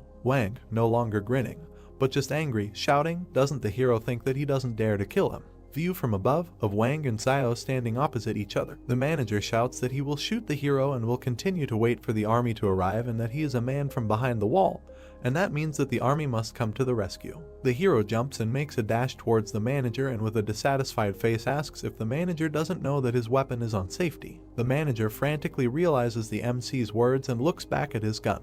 The hero cuts the manager's hand with a sharp blow, and the other snatches the pistol from his hand. He sharply pushes the manager towards the wall with his blow, presents the blade of his blade to the area of the manager's heart. Blood begins to flow from the latter's mouth, and he stands, frantically looking at the blade, which is stained with his blood flowing down the blade. Van, with a look full of pleading, with blood flowing from his mouth, says that he asks the hero to let him go and that he can tell him where his property is hidden. The hero, with a serious face, says that Van must speak first and then he will let him go. Van, with one eye on the blade that is moving away from him, thinks that MC is still young and that he can deceive him by simply stalling for time until the private army comes to his aid. The hero holds the blade in front of Vaughn, asking if he wants to stall for time, and continues by saying that his lungs have long been pierced by the bone knife, and even if he returns, how long does he think he will last, and states that there is no reason for the hero did not make his fate easier. With a sharp blow, MC pierces the manager's chest, causing him to scream. He sharply removes the knife from the manager's chest, shaking it off from the blood. He sits down opposite the manager's body, searching it. 2 clips in Zio's hand. He thinks that the fact that the manager had 2 extra clips was just right for him. The hero passes by the bodies, heading towards the exit, and thinks that he must get out of there as soon as possible, and that perhaps the army to rescue Wang Dingyang is already on the way. Exhaling from fatigue, Xiao enters his shack. Yuan stands opposite his brother with his arms extended towards him and joyfully says that he has finally returned and asks if he is injured, to which Xiao replies that everything is fine and asks if anything happened in the city while he was gone and whether the military returned. Yuan grabs and examines his brother's hand, saying that some of them returned with some wounded, to which the brother is indignant, saying that he shouldn't be touched and that everything is really fine with him. Xiao sits down at the table and pours himself some water from the kettle. The younger one tells him that they also brought the corpses of their teammates and wild wolves and that the remaining people are said to have continued on their way to the factory. Xiao takes a sip from his glass, thinking that it seems that guns still have a deterrent effect on wolves and that against a private army with guns, the wolves' chances of winning are still too low. Soldiers enter the settlement in cars. They get out of the car, shouting that everyone needs to get out. People come out and look at the soldiers, wondering what is happening. The soldier shouts, holding a weapon in his hands, that everyone who says who left the city today will be given a big reward. Xiao and his brother look out of the shack, leaning on its door with their hand. Close up of Xiao's face, he thinks why the military came to them and that he disguised the wound before leaving as if the manager was injured by a wolf, and that an ordinary person would not be able to distinguish the wounds, and thinks that maybe the military found out that Wang's gun was missing, which means they suspected something. The hero's memories of how he leaves the factory, holding a pistol in his hand. The soldiers rudely question the people, and Xiao realizes that they are looking for a gun. Someone from the crowd raises his hand and shouts that he knows who came out in the middle of the night.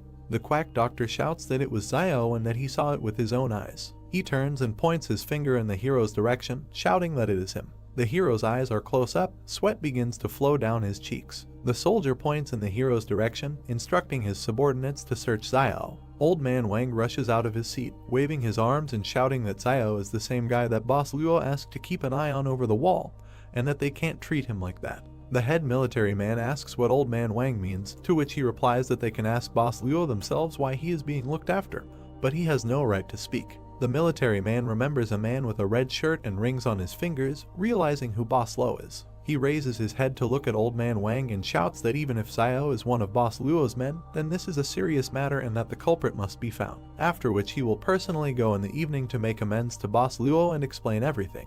The soldiers grab MC, they run their hands around, looking for something under his clothes, which displeases Xiao. The military tries to enter the brothers' shack and Yuan, clutching a knife, shouts that they cannot enter. But the older brother looks around, shouting to him that he needs to let the military through. The younger one has a confused face and is trembling. The charlatan smiles, looking at what is happening and grins. The soldiers enter the shack and begin to search for something in it. The younger one, looking from behind the door, watches as the soldiers throw things around in search of something. He clenches his palms and prays that they won't find anything. One of the soldiers begins to lift MC's frying pan, but the chief military man, clearing his throat, asks if they found anything, to which the soldiers look back at their boss, unanimously saying that no. One of them lifts the frying pan, not noticing a pistol in its shadow, and they say that this house is so empty that even if a pistol was hidden there, they would found it a long time ago. The main military man says that it is time for them to leave and the soldiers head out. The view from under the frying pan, under which the pistol lies, of the departing soldiers. Yuan sighs, the tension and anxiety disappearing. The soldiers stop searching the hero, and he stands with his hands raised, with a dissatisfied face. Xiao looks back at the quack doctor with a displeased face, causing him to jump up. Old Man Wang comes up to Xiao and tugs on his shoulder, saying that it seems to him that he shouldn't have interfered and it looks like everything is fine with them, to which MC responds with gratitude. The old man smiles, laughingly saying that if it weren't for Boss Luo's admiration for Xiao, he would not have dared to stand up for him. MC looks up at the old man, asking what Boss Luo is doing and asking how he knows him.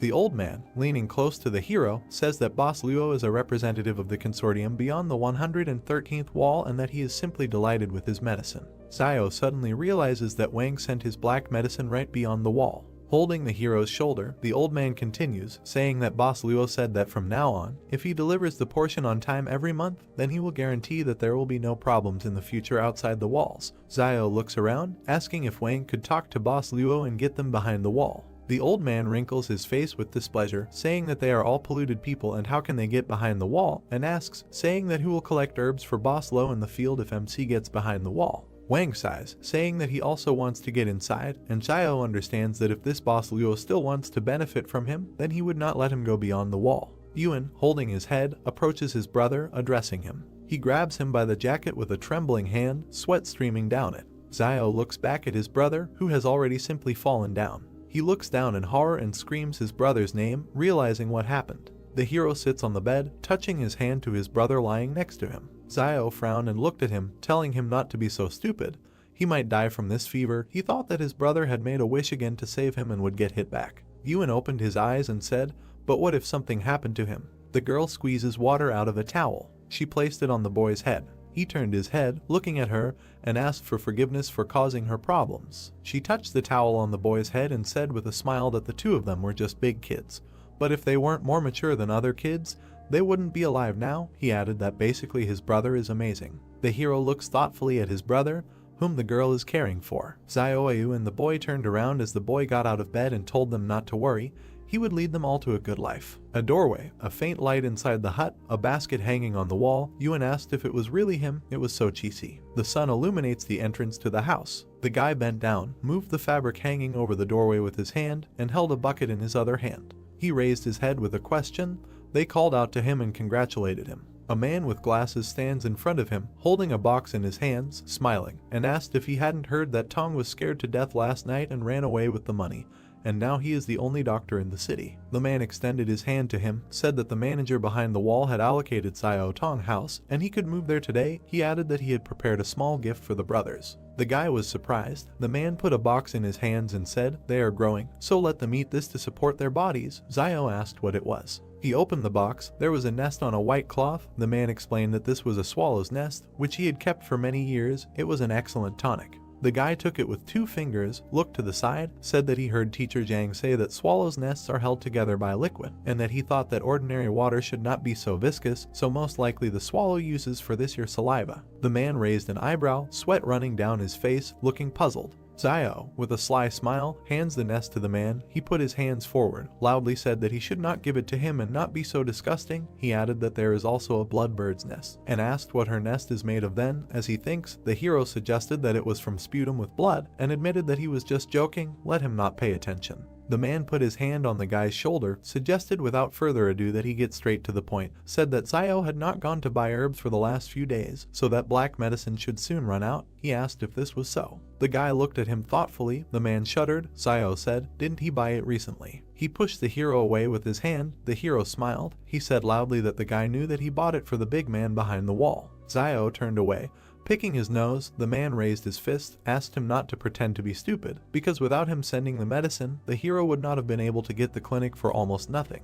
The hero has a small black cylindrical box in his hand. He offered 12 for it. The man snatched the box from his hand, putting money in another, shouted that it was sold, in a notification of gratitude from Wank. Man leaves, waves his hand at the guy. The hero thought that he was quite interesting and sincerely thanks him. The man advised him to pack his things and move. Many have already had their eyes on that brick house. The hero with his younger brother and girl approach a brick house. They stand in front of the door. On the left there is a wooden table with an inscription. They entered and looked at the wall where the red tapestry hung. The boy pointed his finger up and asked his brother to look at the banner hanging in the center. There is an inscription embroidered on the banner with golden threads. Xiao squinted and read, "Skillful hands bring it back to life." He frowned. A screen appeared with a quest chain and a question asking if he wanted to continue rescuing 10 patients. He agreed. He turned around. Behind him a man put his hand on the shoulder of a woman in a pink jacket. They need a doctor. The guy turned to them, folded his hands, smiling broadly, and asked what injuries they had. He allowed himself to tell them that it was the right decision to come to him. The man put his hand on the woman's stomach, said that this is wonderful. His wife is 4 months pregnant. This morning her stomach suddenly hurt a little. He was afraid that something had happened, so he came for advice. The guy, smiling, hesitantly asked for advice. He was petrified when he realized she was pregnant. He closed his eyes, hand on his chin, frowned, thought this was a little difficult. The couple became nervous when the guy asked who to save, the mother or the child. The man clarified, to save. They closed their eyes, knitting their eyebrows, misunderstanding and fear on their faces. They fell upside down. Xiao scratched the back of his head, apologized with a smile, said that he knew nothing about gynecology, and it would be dishonest for him to continue to deceive them. He put his hands on the shoulders of the couple standing opposite him, said that they could borrow a few books from Mr. Jang at school, and should not take any pills. He remembered that pregnant women should not take medicine. If they still don't understand something, they can ask teacher Jang. They looked at each other in bewilderment. The guy waves his hand, wishing all the best. The man looked around awkwardly. The woman admitted that she felt Zio was a little better than the previous doctor, who was afraid that she would not buy his medicine when she was sick last time, and in the end she did not feel better even after taking it. They bowed, thanking him. The guy looked up in surprise. On the glowing screens both thanks were from the woman. He closed his eyes, lowered his head, did not expect that with a little hint he would earn 2 thanks just like that.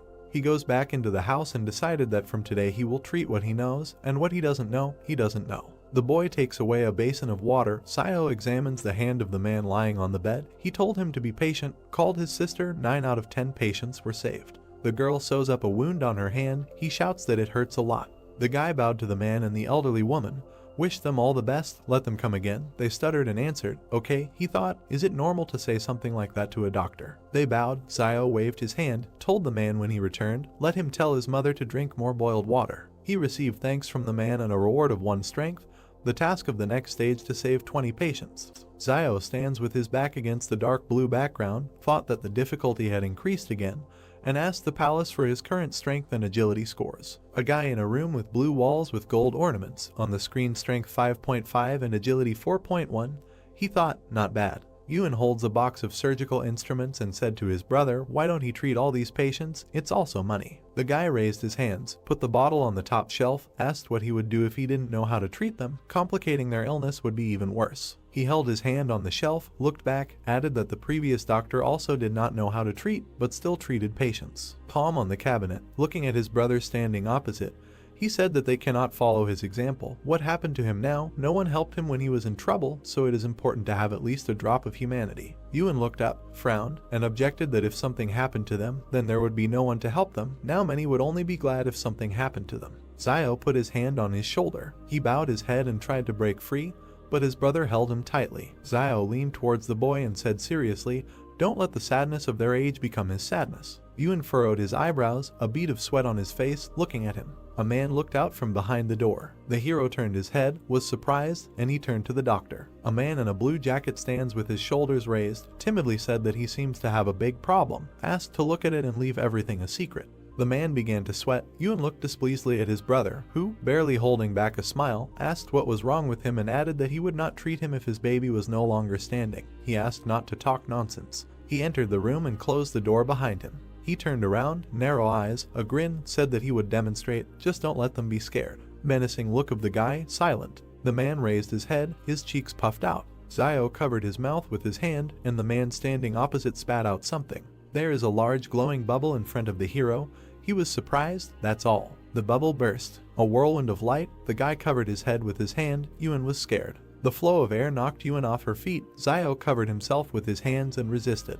The boy is sitting on the floor and calls out to his brother standing in front. The clouds of smoke dissipate. The man leaned over and put his hands forward to protect himself. Zio thought the power was not very strong, but it is definitely not something that can be done with an ordinary saliva bubble. He looked at him and said that he thought that he was not sick, but simply had some kind of supernatural powers. A drop of sweat on the man's cheek, leaned forward slightly, asked in surprise, is it the same as turning into a train out of thin air or something like that? Has unusual abilities awakened in him? Zio answered in the affirmative. He bowed low, thanked the doctor and said that he would return to his parents and tell them. The guy received thanks from him. Night, home of the hero. The brothers are lying on the bed. Zio is on his back. He puts his hands behind his head. He thinks that people with abilities are starting to appear in small trading cities. Will these times really change dramatically soon? He closed his eyes, smiled, thought, the world is becoming more and more dangerous. It's good that he has a palace. Today he has collected a lot more thanks. He hopes to unlock the weapon as soon as possible. Someone grabbed the stone fence with his hand. There was a rustling sound. The guy sat down on the bed and became wary. A group of men climbs over the fence. They jumped to the ground. A shadow fell on them and they looked up. In front of them, Zio with glowing red eyes crossed his arms over his chest and said hello. They were scared and screamed. The guy kicked the man below the belt. He fell to the ground. Others stand nearby, looking at the hero. The victim raised his head and shouted, why did they get up? Let them attack. They raised their fists and went at the hero. Zio looks at them with a stern look. A month in the sky, a house behind a stone fence. They fell to their knees in front of him, touching their heads to the ground, asking for mercy and to spare their lives. He raised his head, looked down, and asked who sent them here. Soldiers in camouflage with bulletproof vests and weapons. One of them knocks on the door with persistent requests to open it. Zio turned his head, gritted his teeth, and thought about who else was brought here, that everyone couldn't sleep in the middle of the night. The guy opened the door slightly. The man said that there was a search order. The soldiers are perplexed and silent. The guy asked what it was. Zio stands at the door with a banner around his neck, smiling, asking if he can find out why they are all gathered here so late. The soldiers laugh. They say he uses the banner for protection. He is crazy. The hero in profile, eyes closed, smiling. He thought that they would not continue the search after seeing the banner. The man pointed his finger forward and ordered a search. He pushed the hero aside. Soldiers entered the house. Zio asked if they didn't conduct a search last time. He shouted back that the last time was the last time, and this time was this time. The hero looks at his back with irritation. Men are sitting against the wall, trying to get into the house. The soldier unties their hands. The main one shouts, "What a bunch of losers.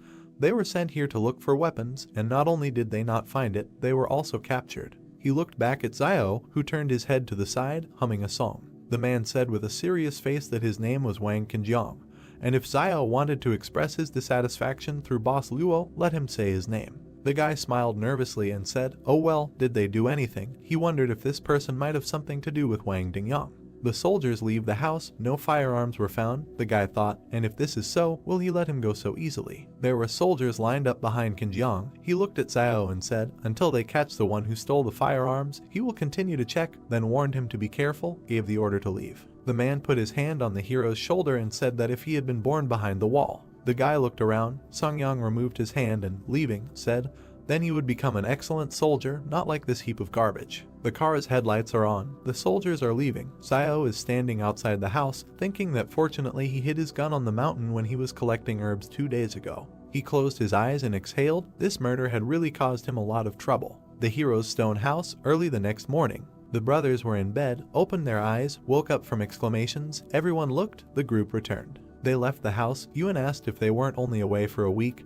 Why did they come back so soon? Zio guessed a week or so. People are getting out of a military SUV. In front is a soldier with a bandaged hand. The boy said they were all clean and healthy before leaving. Now, one is dirtier than the other. Zio thought that in such a time they would not have reached the foot of Jing Mountain. The only danger that could stand in their way was wolves. The wounded are passing by the hero. He thought that the wolves came here just at the time of their departure. What did they encounter then? He looked to the side and noticed that, judging by the extent of the damage, only his clothes. Among the soldiers, there was a girl with long dark hair and a cap and hood, her hands in the pockets of her jacket. He thought she was completely comfortable with weapons and seemed to really be much better than the rest. Yuan, standing next to the guy, looked to the side and asked if they were going to Old Man Wang. The jeep is at the fruit stand, he replied, most likely, after all.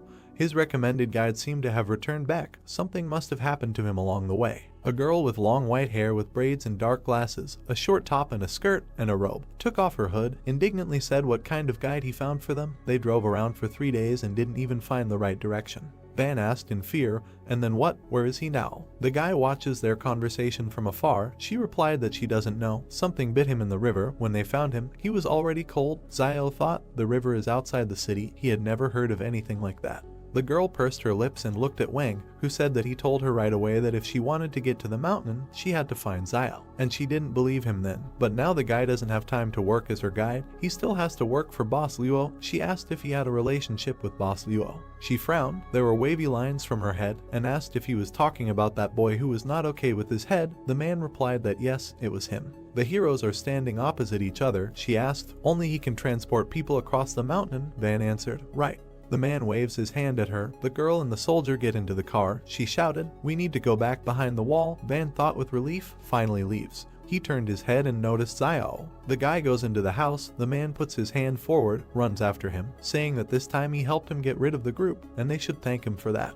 The guy looked at him angrily. The man asked with a smile if he still held a grudge, and added that it was very kind of him to recommend Zio in the first place. Wang spread his hands. Zio, standing opposite, asked what about him going himself. He would draw him a map of the route, and he would take them there. Most likely, this would allow the man to get behind the wall. He objected that he did not have such skills, and then what will happen to his son if he goes there? Wang arched his eyebrow. The guy angrily said that the man has a son, and he has a brother and sister, and if he dares to recommend him to them again, he will send Yuan and Zio to eat and drink at his expense. The man assured that he does it for his own good, and if he were 20 years younger, he would do it. Yuan stands between them, confused. The hero asked for his own good, and answered that he thanks his entire family. Wang said that then he thanks all 8 generations of Zio's ancestors. The man stands with his teeth clenched. The guy turned away, looked up with a grin, and saw that he had received thanks from Van. They turned their heads when they heard the man screaming loudly, for which he was being arrested. The soldiers lead a man in a blue jacket by the arms. He asks to leave him alone. His mouth was slightly open. The hero looked to the side, asked what they wanted. Van replied that he didn't know. The guy wondered if someone else had discovered this man's ability to spit bubbles. The soldier pointed the machine gun at the civilians and ordered them to retreat. Frightened, Old Man Wang asked what was going on there, noting that although this child was a little mischievous, he had not made any big mistakes. The soldier pointed a gun at the merchant and ordered him to get off the road. Van fell on the main character. Xiao wondered why they captured Zhang Baojin. Frowning, he wondered if this had anything to do with superpowers. Lowering his head, the merchant declared that it was all over and the boy was finished. The main character asked why he said that. Xiao's face was surprised. Van reported that he heard that last night this guy demonstrated his superpowers and his rat friends reported on him. He noticed that everyone behind the walls was checking people with superpowers, fearing that they might pose a threat. He looked at Xiao and asked him to ask what he would do if someone was a threat to him. Frowning, the main character replied that he would kill this man. Turning around, Van noted that everything is not as simple as he thinks, and he heard that a mental hospital for people with superpowers was organized inside. He imagined doctors standing over a man in an operating room. Wang emphasized that they use various tools to study them. He approached the main character and said that if he or Yuan had any superpowers, he should not let outsiders know about them. Looking at the merchant's back, Xiao accepted his words. The main character turned sharply at the cries that someone was being killed. The guy was chopping people with an axe, shouting that they had betrayed Baojin with their cheap tongues. Holding an axe in his hands, the man asked why he should feel sorry for them. The guy stabbed him in the back. The stranger, with the last of his strength, stabbed the axe into the guy's head. The woman watched the bloody battle. She lay down on her husband's corpse and began to cry. She asked how she could continue to live if Baojin and he were not in this world. The stunned protagonist watched as the woman cut her throat.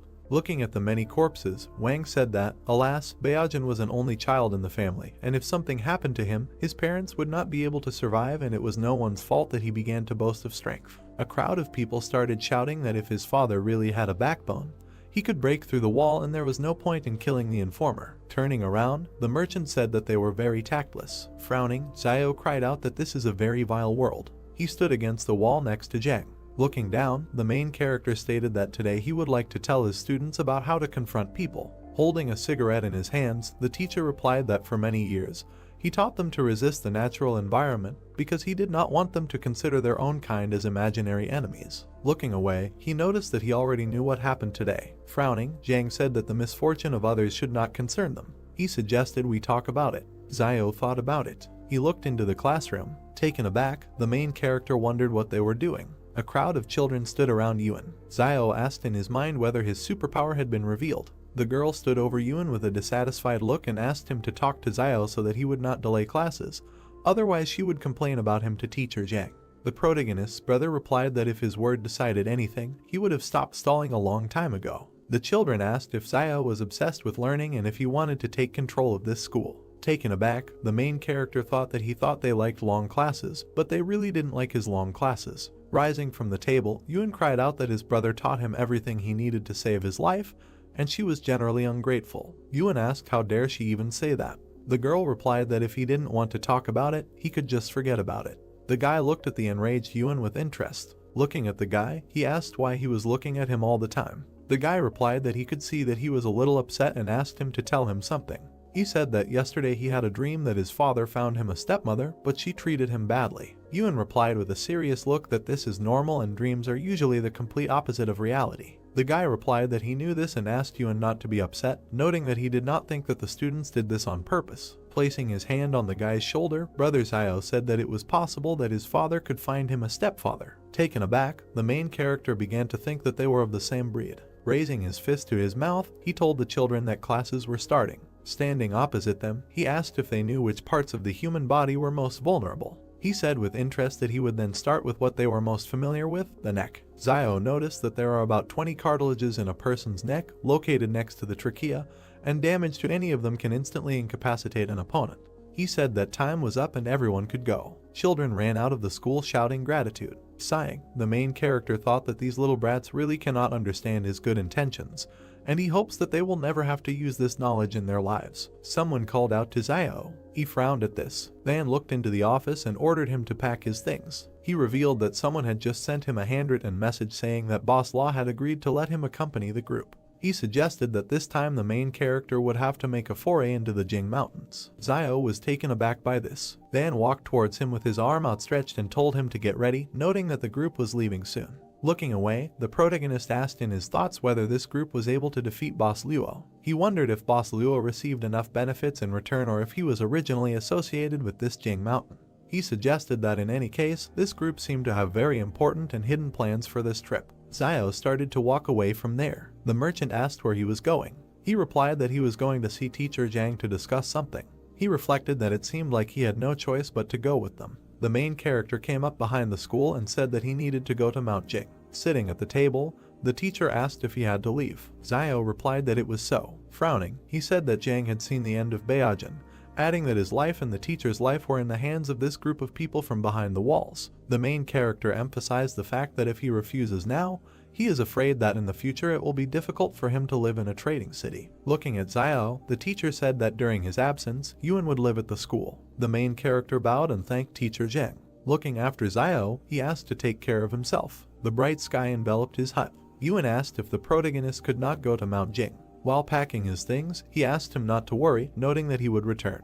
Yuan's face was sad. Xiao handed the money to Xiaoyu and asked her to take it and remember to buy some cigarettes for the teacher during his stay. Closing his eyes, he thought about what if Sister Xiaoyu had any thoughts about money. She could just take them and leave, at least without hurting Yuan. He noted with an angry face in his mind that it was a little unpleasant to think about, but it was probably the right choice at the moment. He noticed that in the end, in this wasteland, even relatives can turn against each other for the sake of profit. Smiling, Xiaoyu replied that she understood what he meant, noting that she would take care of the rest and Xiao could go in peace and return healthy. The main character looked at the door to the exit. A blue projection appeared in front of him with the task of refusing to go with his peers to Jing Mountain. Taken aback, he asked in his thoughts what was the matter and whether the palace wanted him to go there. He wondered if it would really be that dangerous. He left the hut. Crossing her arms, Xinyu stated that he should already know who they are, so he should get ready, after which they will leave. Xiao began to pretend to be sick and said that Dad's father's name was grandfather and Dad's mother's name was grandmother. Taken aback, Xinyu asked if this man was really that sick in the head. Smirking, the soldier asked to stop pretending, noting that they had already dealt with each other. Frowning, Xiao asked in his mind if it was Wang Kenjiang.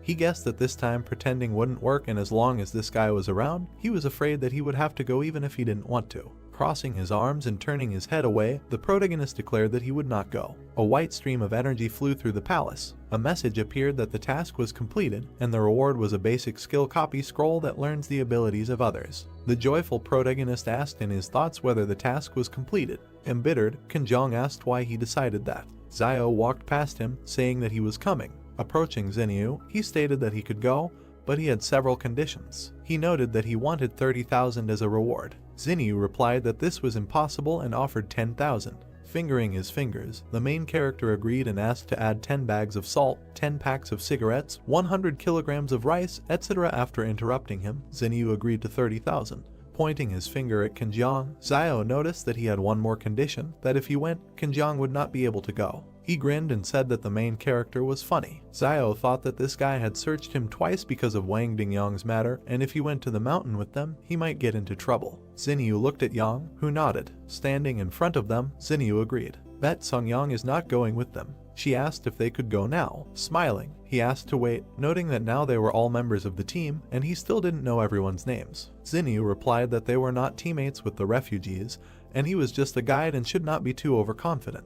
All team members looked at him and introduced themselves. The girl with a serious face said that her name was Yang Xiaojin. They asked if he was ready now. Smiling, the main character replied that he was now ready. He waved from the truck to his brother and Xiaoyu. Yuan folded his palms, and Xiaoyu asked him not to worry with a smile, noting that he would return safe and sound. A convoy of cars moved through the wasteland. The main character thought about what Teacher Jang said earlier, that the remaining traces of asphalt on the roads were left before the disaster. Looking around, he thought about what the roads were like in those days. His face was filled with interest. The main character noticed in his thoughts that, nevertheless, recently all the vegetation has noticeably blossomed and even the cabbage in Teacher Jang's house has become taller than ever. Looking at the dense forest, he noted that this was not bad and that perhaps soon one potato would be enough to feed a family of 3. With his hand on his stomach, Xiao said that for some reason this group doesn't say anything about snack breaks. He was suddenly surprised. Moving aside a piece of cloth, he saw boxes of cookies. The main character began to drool. The evening sky enveloped the area.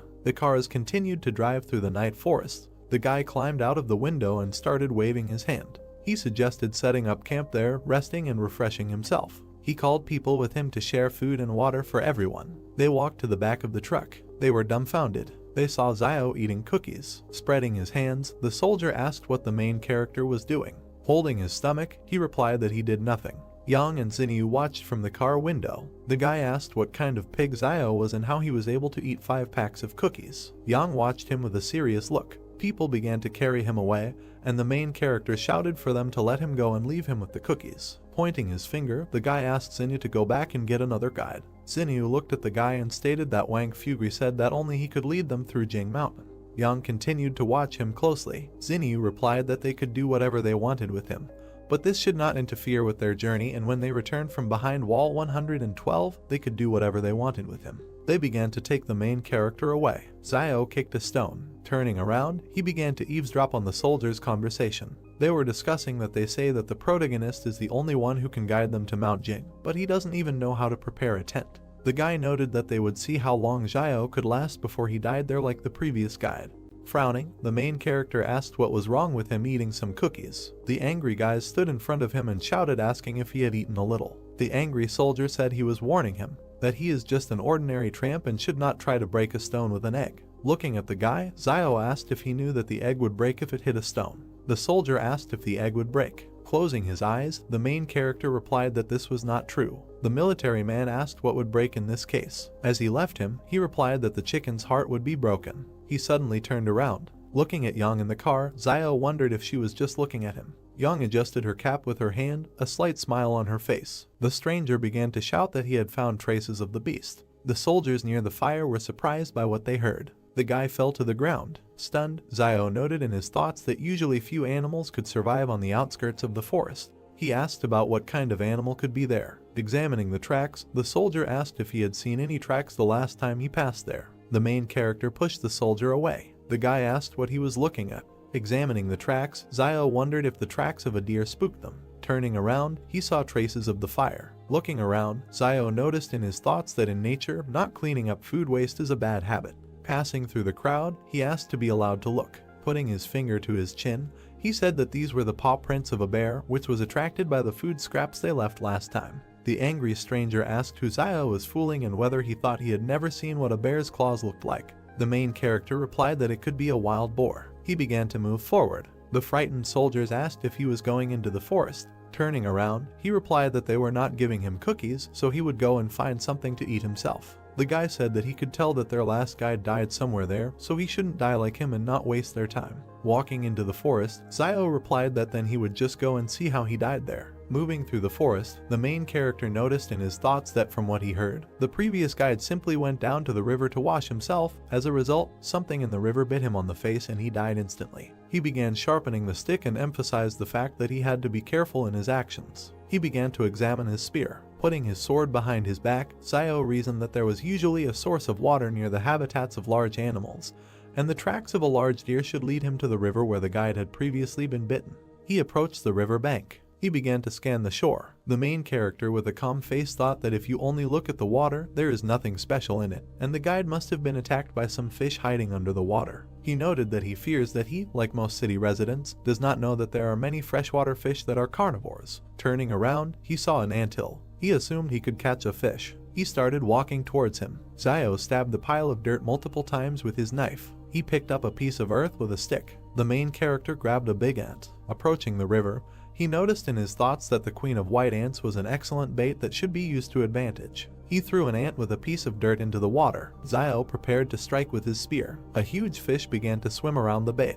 He was taken aback by this. The huge fish began to swallow the queen ant. Zio pierced the fish with a spear. He began to pull her by the rope. He wrapped it around his hand. The main character pulled the catch ashore. He was surprised by this. Standing in front of the fish, he became wary. Running into the forest, Zio thought about getting out of there and the smell of blood brought something creepy. The soldiers smelled a pleasant smell. Frowning, the guy asked them to stop, noting that it was just a fish. The entire camp watched Zio fry the fish. He saw a window about the task that he needed to share his joy with others. Looking up, he was surprised. He looked back with a dissatisfied face. The main character approached the guys with the fish. They said they didn't mind him treating them. Leaving them, Zio asked what he was talking about, noting that he just decided to show her off and share his joy with them. The main character saw a message that the task was completed and he received a unit of agility. The stunned soldier looked at him. Turning around, he said that he could, however, share half the fish with them for 3 bottles of water. A crowd of soldiers rushed at the fish. Yang looked after him.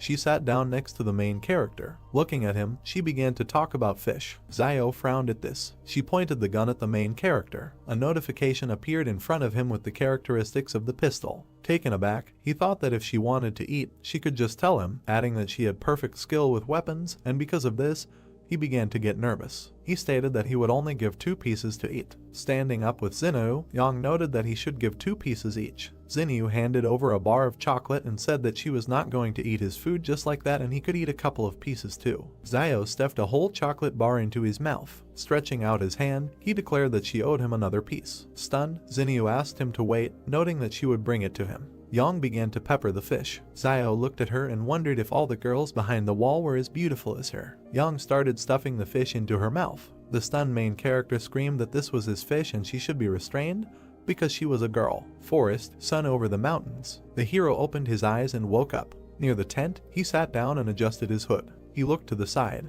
A man is sleeping in a tent. The soldier sitting on the bench with a weapon yawned. The guy frowned and looked thoughtfully towards the forest. I approached a certain place, there was nothing on the ground. I was very surprised. In the background the hero is standing in front of the fish bones. He crouched down and pulled out a bone from behind his back. The guy thought that last night he had thrown the remains of fish bones here, and now they had all disappeared. He looked up and thought maybe they were dragged away by ants. After all, mutant ants are the size of a finger. If there is a nest nearby, they can easily drag all these bones. The guy returns from the forest. The soldier puts the box down. The rest collect their things. The man with the beard turned around and noticed the guy. He pointed his finger to the side and told Zio that he would go in the first car and show the right road. The guy looks at him and asked him to tell everyone to stay as far away from the river as possible. Zio turned away from the man. He gritted his teeth and asked gloomily, "They are far from this river and there are only a few fish in it. Why should they be afraid?" The man at the truck waves to the hero walking forward. Everyone back to their cars, you can go. Wheels of a military vehicle. The guy looks out of the car window. The driver shouted in fear, ahead.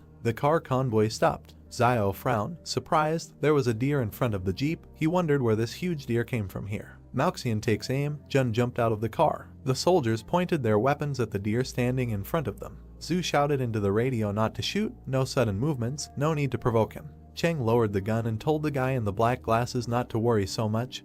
He was a herbivore and not to be scared, there were no large predators here. The deer lowered its antlers. He rushed forward furiously. The driver screamed in fright and turned the steering wheel. I pressed the gas pedal. One of the cars drove off to the side. The soldiers were lying on the ground and a deer hit another car. The guy opened his mouth, looks at the deer striking the jeep. The animal threw the car up. The jeep flies to the ground, the deer runs away, and the soldiers shoot at it.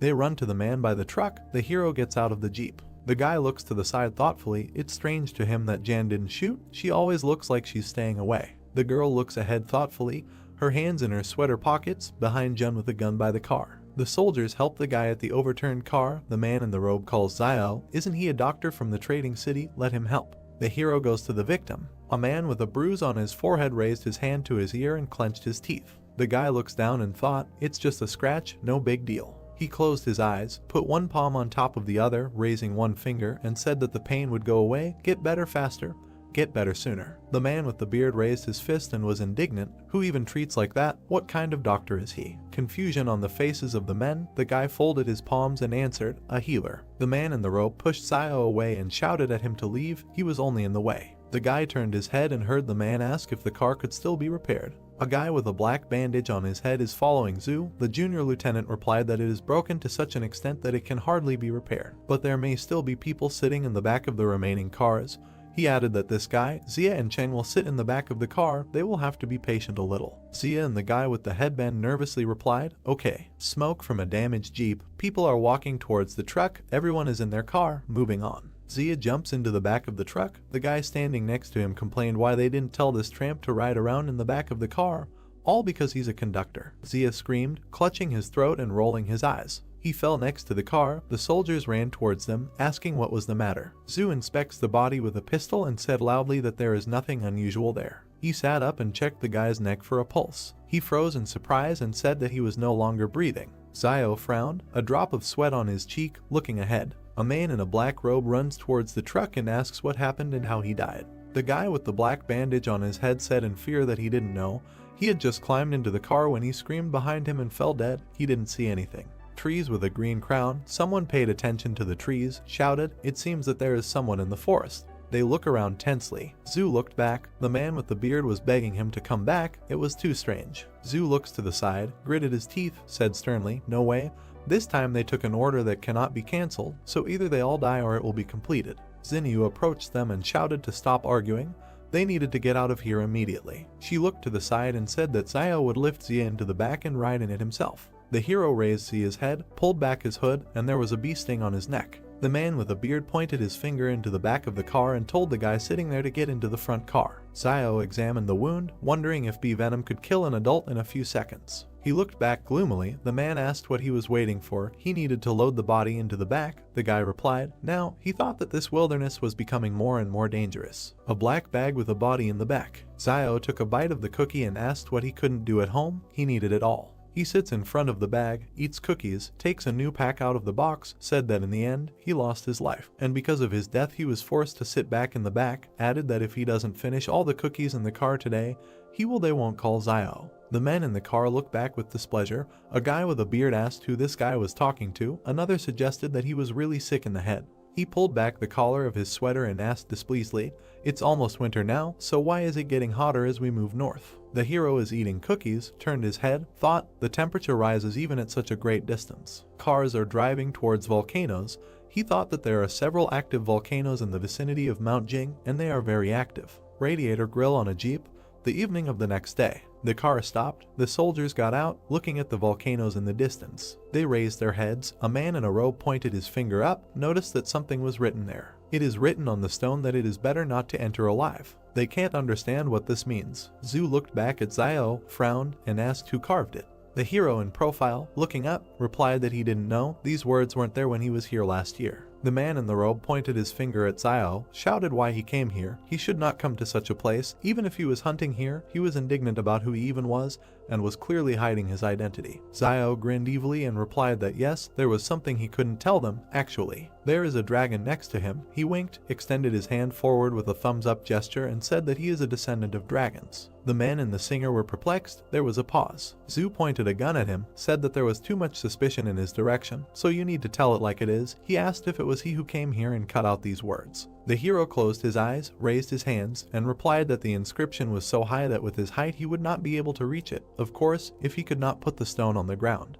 The man with the beard shouted angrily that he never answered what he did here in the past. Zhu scratched his head and said that last year he encountered a pack of wolves, and the wolves drove him here. The man was indignant, shouted what nonsense, how could a child survive an attack by wolves, asked, well, what made the wolves leave him alive? Zio frowned, looked to the side, and replied that at that time he was not the target of the wolves, he just happened to be there. The hero runs away, saying that he was in a hurry to hide in the forest. A pack of white wolves with glowing eyes, he didn't expect them to catch up with him. As for how he survived, the guy looked back at the wolves. They stopped chasing him as soon as he entered the Howling Wind Canyon. Zhu and the group members opened their mouths in surprise. Sunset, a whirlwind of wind among the rocks, the man asked. Even the wolves stopped chasing him when he came to this place. In this place there is something worse than a pack of wolves. The guy raised his hand, eyes closed, replied that he was hiding inside for 2 days, and when they left, he just came out, so he doesn't know what's next. He opened his eyes. One of the soldiers remarked, they know about people with superpowers. The guy in the blue sweater spread his arms and said, maybe this inscription was left by one of them. A swollen vein on his temple. Zhu ordered him to remain silent. This is a military secret. The bald guy in the blue jacket frowned, objected. Who is he pretending to be? How long can he be an officer? He thinks they will be left behind. Even if this mission is not completed, does he really think Ma Xin will let them go when they return? Zio looks to the side, wondering how this private army can be so disorganized that the soldiers dare to contradict their officers of their own accord. Now he is even more sure that they have a different purpose for the trip. Truck with boxes. The heroes looked around and asked what the sound was. Apparently, it seemed like someone in the back of the car. Bending down, they walk along the truck with weapons. Zhu stepped to the side, pointing his gun at the black-furred creature sitting in the back. Zhu and the soldiers shoot at him. They froze in surprise. There was blood. There was a shot mouse among the boxes. He said, everything is fine. It's just a mouse that came to steal food. Zhu shouted Zio's name with rage. The guy approached him and asked what it was. Standing in a stupor, Zhu asked where Zia's body was. There is nothing in the back except boxes and a mouse. The man with the beard pointed his finger at Zio and asked if he hadn't been sitting in the back all this time, where was the body? The guy looked at him gloomily and replied that he did not know when the body disappeared. He thought, how could a normal adult man weighing about 90 kilograms disappear without a single sound? A man with a beard turned to the junior lieutenant and said that they should return. It's too dangerous here. With a stern look, Zhu looks up and remains silent. They are standing by the car. He asked everyone to come here. He said that they need to discuss everything before deciding what to do next. Everyone gathered around Zhu. He said that words were left at the entrance to this gorge. It is better not to enter alive. He suggested that in the depths of the gorge there could be dangers that even a person with superpowers would find difficult to cope with. Looking ahead, serious face, on the other hand, there are also hidden dangers lurking in the forest. Zia's mysterious death, the inexplicable disappearance of his body, and all these incidents remain unanswered. Glasses on her head, Xinyu looked at him and said, in fact, although the forest is dangerous, it doesn't seem like their entire army will die in it, but it's hard to say what dangers await them in the gorge. Zhu lowered his eyes and thought. The girl pursed her lips and looked at him silently. He was surprised when she asked if he was worried about the situation after returning behind the wall, and told him not to be afraid. She would find a way to help him transfer from the private army when they returned. He looked away, clenched his teeth, and said that this was not what he was thinking, but he agreed with her opinion. Zio stands behind them, looked back. Zhu noticed that it was too dangerous ahead. The guy jumped on the hood of the car, looking at the animal sitting on the top of the rock. Zhu summed up, today they will all rest here, and tomorrow they will return behind the wall. The man in the robe sighed with relief.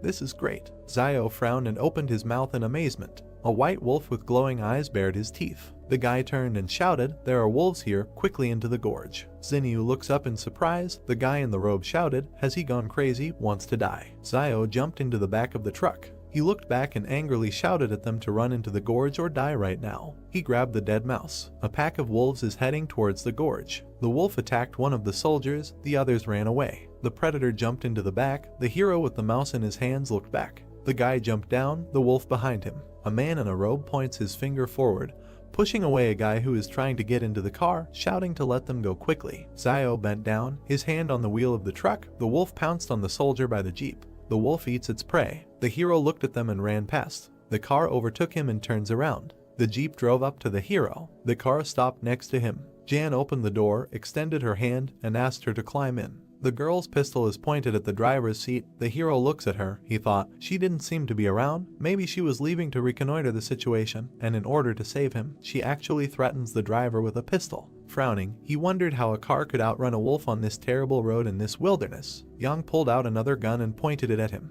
He was scared. Sweat was running down his face. The girl screamed for him to get into the car. The wheels of the cars hit the gas. They leave the pack in cars. Wolves in blood, glowing eyes. The predators turned and went into the forest. The soldiers got out of the cars, looking back in surprise. They really weren't trying to enter the gorge. They were saved. The man with the beard, embarrassed, looked to the side and said that it seemed that the tramp had not lied to them earlier. The guy was holding a rat by the tail. The man pointed his finger at him and asked what he was doing with it. Zio took it in his hands, closed his eyes, answered to eat it, or he thinks that he just took it to wear it. The men look at the dead rodent with disgust. The hero said that the food was in the back of the truck, and he stayed there. What else will they eat? This mouse ate his cookies, and he will eat hers. That's fair. The girl stuck a knife into the mouse lying in the guy's hands. Yang raised her index finger and said that she wanted to share, and in exchange she could lend him this knife. Huge spider legs above Zio's head. He asked with a sly smile, how about giving it to him? Blood splashes. The girl shot at a huge spider next to the hero. He dropped the mouse. The spider fell to the ground. The guy clenched his teeth and looked up. The heroes look up. Many spiders are descending towards them from the mountain. A spider with glowing red eyes opened its mouth. The guy shouted what it was. He looks up and shouts to everyone to run away. A blue screen appeared in front of him with a task. He needed to help at least 10 people escape from the gorge. Zio shouted with rage that he should not interfere with his help. Dark silhouettes stood near the vehicles and shouted about what it was and that they needed to run.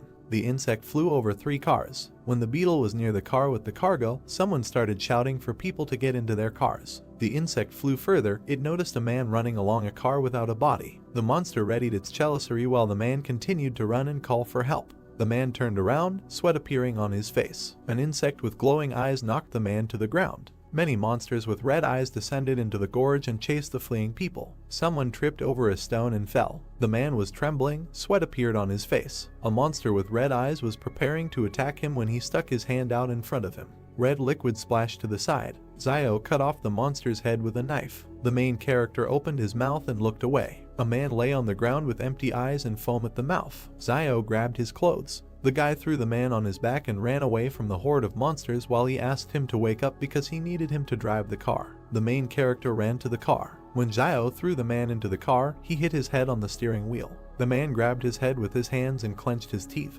and the guy asked him if he had woken up and said that if he had woken up, he should get behind the wheel as soon as possible. Zio turned his head to the side, sweat appearing on his face. A girl in a white cap pointed a gun in his direction. She shot at the monster who was trying to attack the main character. Smoke came from the gun as the guy looked disdainfully in Yang's direction. The girl opened the car doors and told Zio to get in.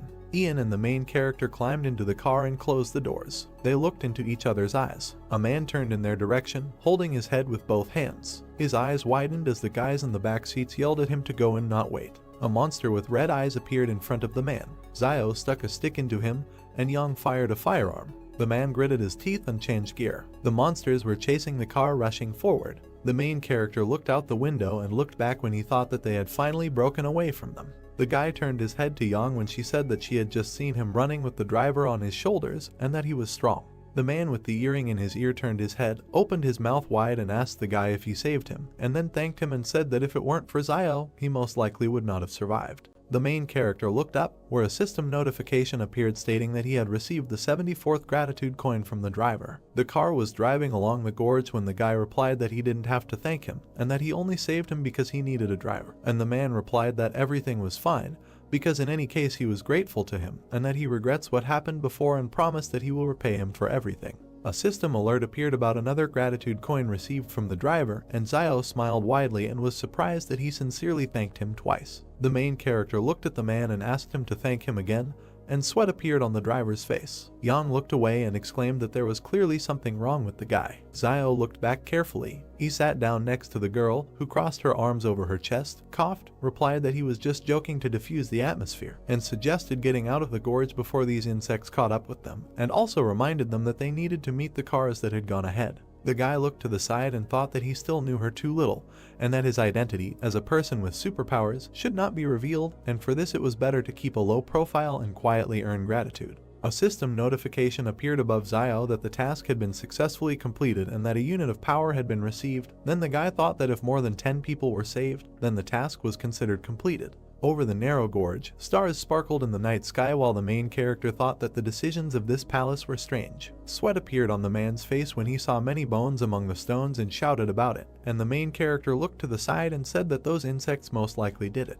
Zio remembered one monster and thought that insects have human faces on their shells because they eat people, and that they seem to eat their souls. The car passed the skull, kicking up dust. The car drove out of a narrow gorge. A crescent moon was shining over the mountains when the car approached two more cars. The main character was looking at the standing people when someone said that there were only 11 people left. Sweat appeared on the man's face as he said that they had lost a lot. The man opened his mouth wide and began to shout that he said that they needed to turn back, but they still went into the gorge, and that it was not for nothing that it was written on that stone that it was better not to enter alive. The man wondered why they didn't listen right away. People stood opposite each other and did not understand what was the point of talking about this now, and that if someone wanted to return, then let them leave, because the wolves were probably already waiting for them. Someone said that they had no choice but to go into the gorge and that they were lucky to survive. The man covered his face with his gloved hand, clenched his teeth and muttered that they were taking a break, and that it was useless to argue, because now the most important thing was to work together and get out alive.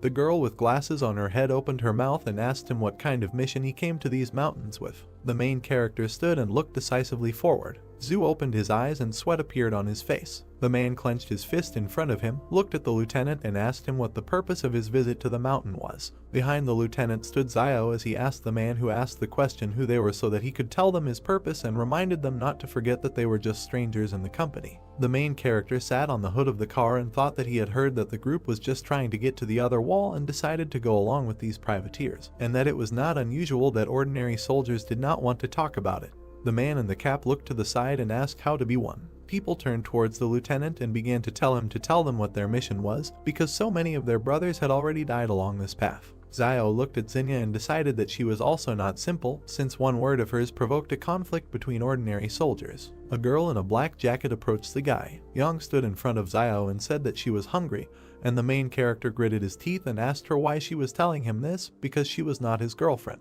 She extended her hand to the guy and asked that in this case he would return her knife to her. Yang pointed a gun at the guy, and he sat her on a stone and said with a smile that he would bring her something to eat, and then asked if there was something she didn't eat, to which the girl answered in the negative. She remembered opening the car doors, said that she had thrown the previous mouse into the trunk, and told Zio to use it for cooking. Sweat appeared on the protagonist's face, and he, smiling, thought that the mouse that he threw away to escape the swarm was actually picked up by Yang. That is, she stole food from the swarm of insects, and out loud he agreed with the girl's proposal. Over the fire, a hand held a stick with an animal leg. Cheng opened his mouth wide and told the man opposite that now they were all in the same boat, and that if he did not tell them, then perhaps they would all die because of this, to which Zhu replied that he had told them everything that knows. The man's nose smelled some kind of aroma. People stood in a semicircle near a piece of meat that was being cooked over a fire. Zio stood holding a rat in his hand, from which a piece had been cut off, and thought that everything else was useless. The main character swung his hand and threw the remains into the sky when a man shouted at him asking why he threw it away. Zio turned to him and asked if he was going to eat it, and then said that if he wanted, he should go and get it, to which the man bared his sharp teeth and shouted that he was not going to eat something so disgusting.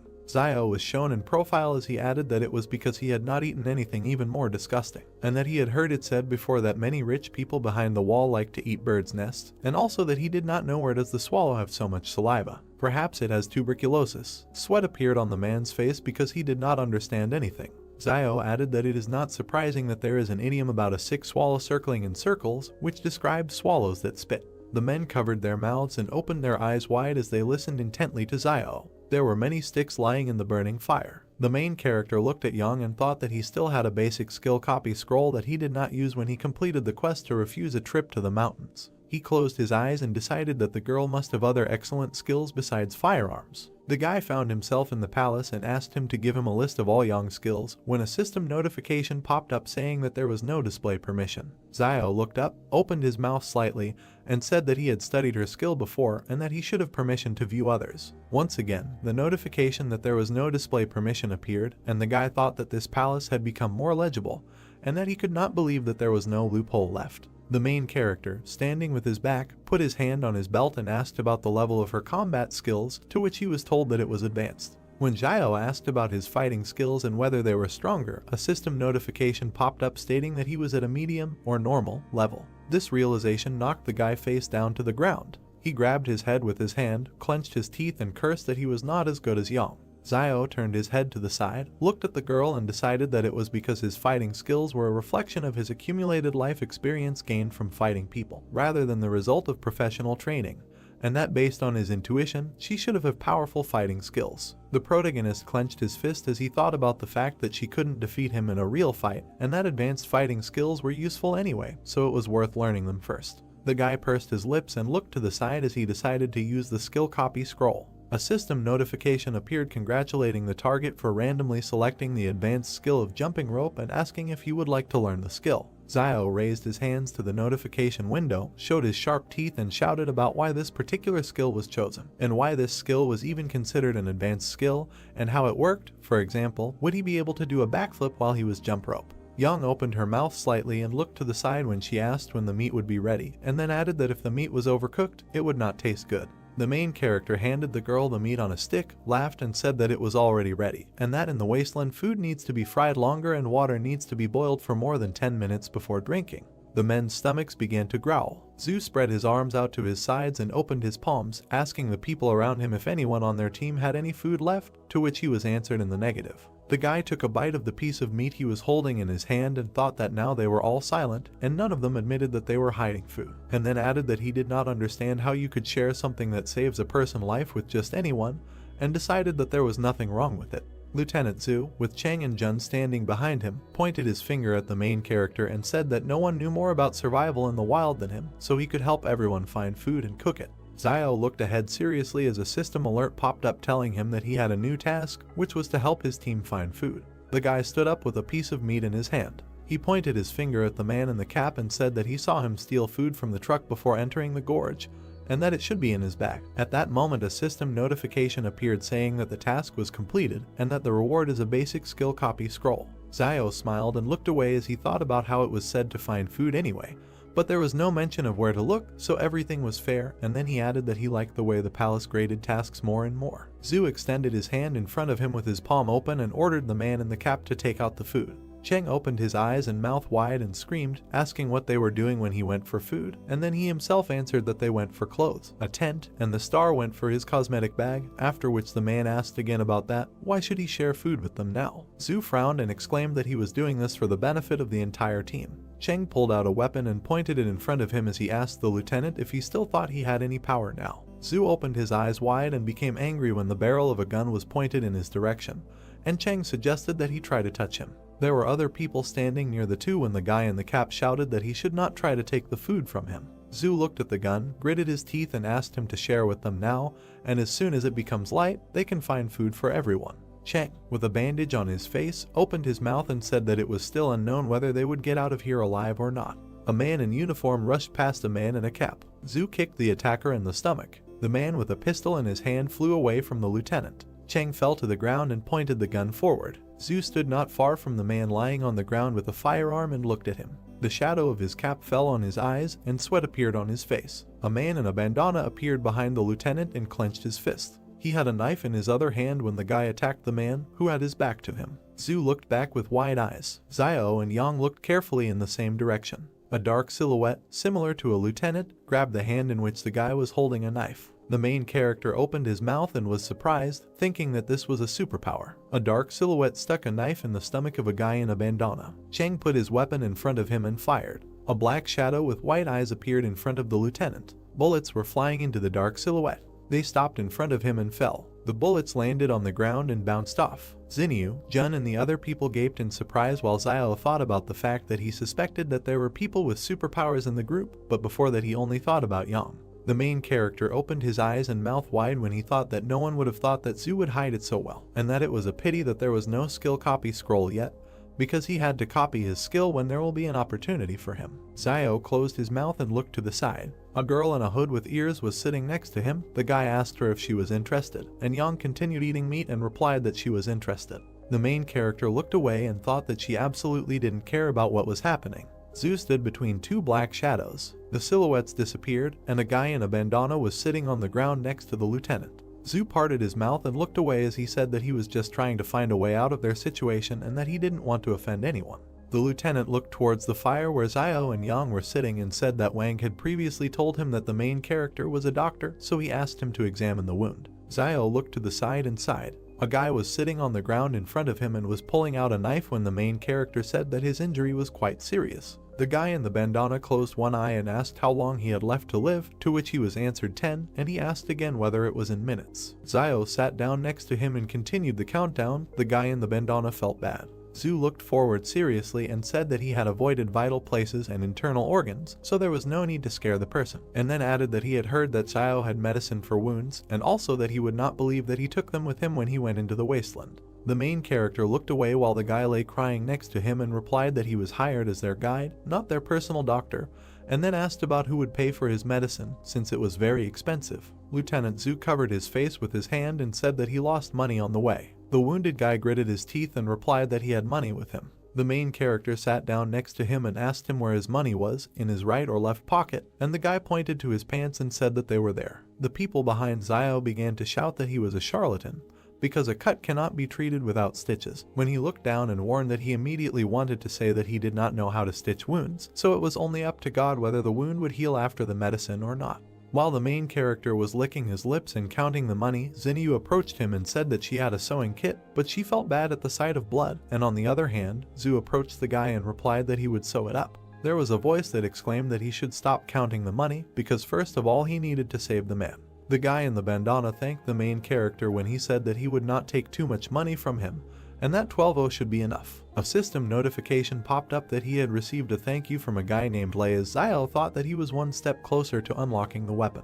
Gloved hands stitched the wound using a needle and thread. Lieutenant Zhu frowned. He said that now he was not going to hide this from them, and said that in fact, in this mountainous region there were remnants of a civilization that existed before the disaster. While he was stitching up the wound of the guy who was being held by the hands, the man added that they were sent by the higher authorities to map out a route to the ruins in these mountains so that the main group could come and explore later. Then the lieutenant discovered that this mountainous region contained mysterious powers that could develop animals and, possibly, help them, superhumans, so he decided to move on. Lei clenched the rag between his teeth, sweat running down his face as Zhu concluded that he had changed his mind about going back behind the wall because he realized it was too dangerous. The lieutenant opened his mouth and said that he did not know what was waiting for him there, so he did not want to take risks. He stood next to the guy in the bandana, looked at him and said that after his superpowers were revealed, there was no way for him to go back beyond the wall, and then added that he was going to go deeper into this mountainous region to continue his research. Zhu turned his head and looked behind him as he concluded that they now knew the dangers of this place, so they themselves had to decide whether they wanted to leave or stay. Xiao and Yang stood next to each other and looked in the same direction.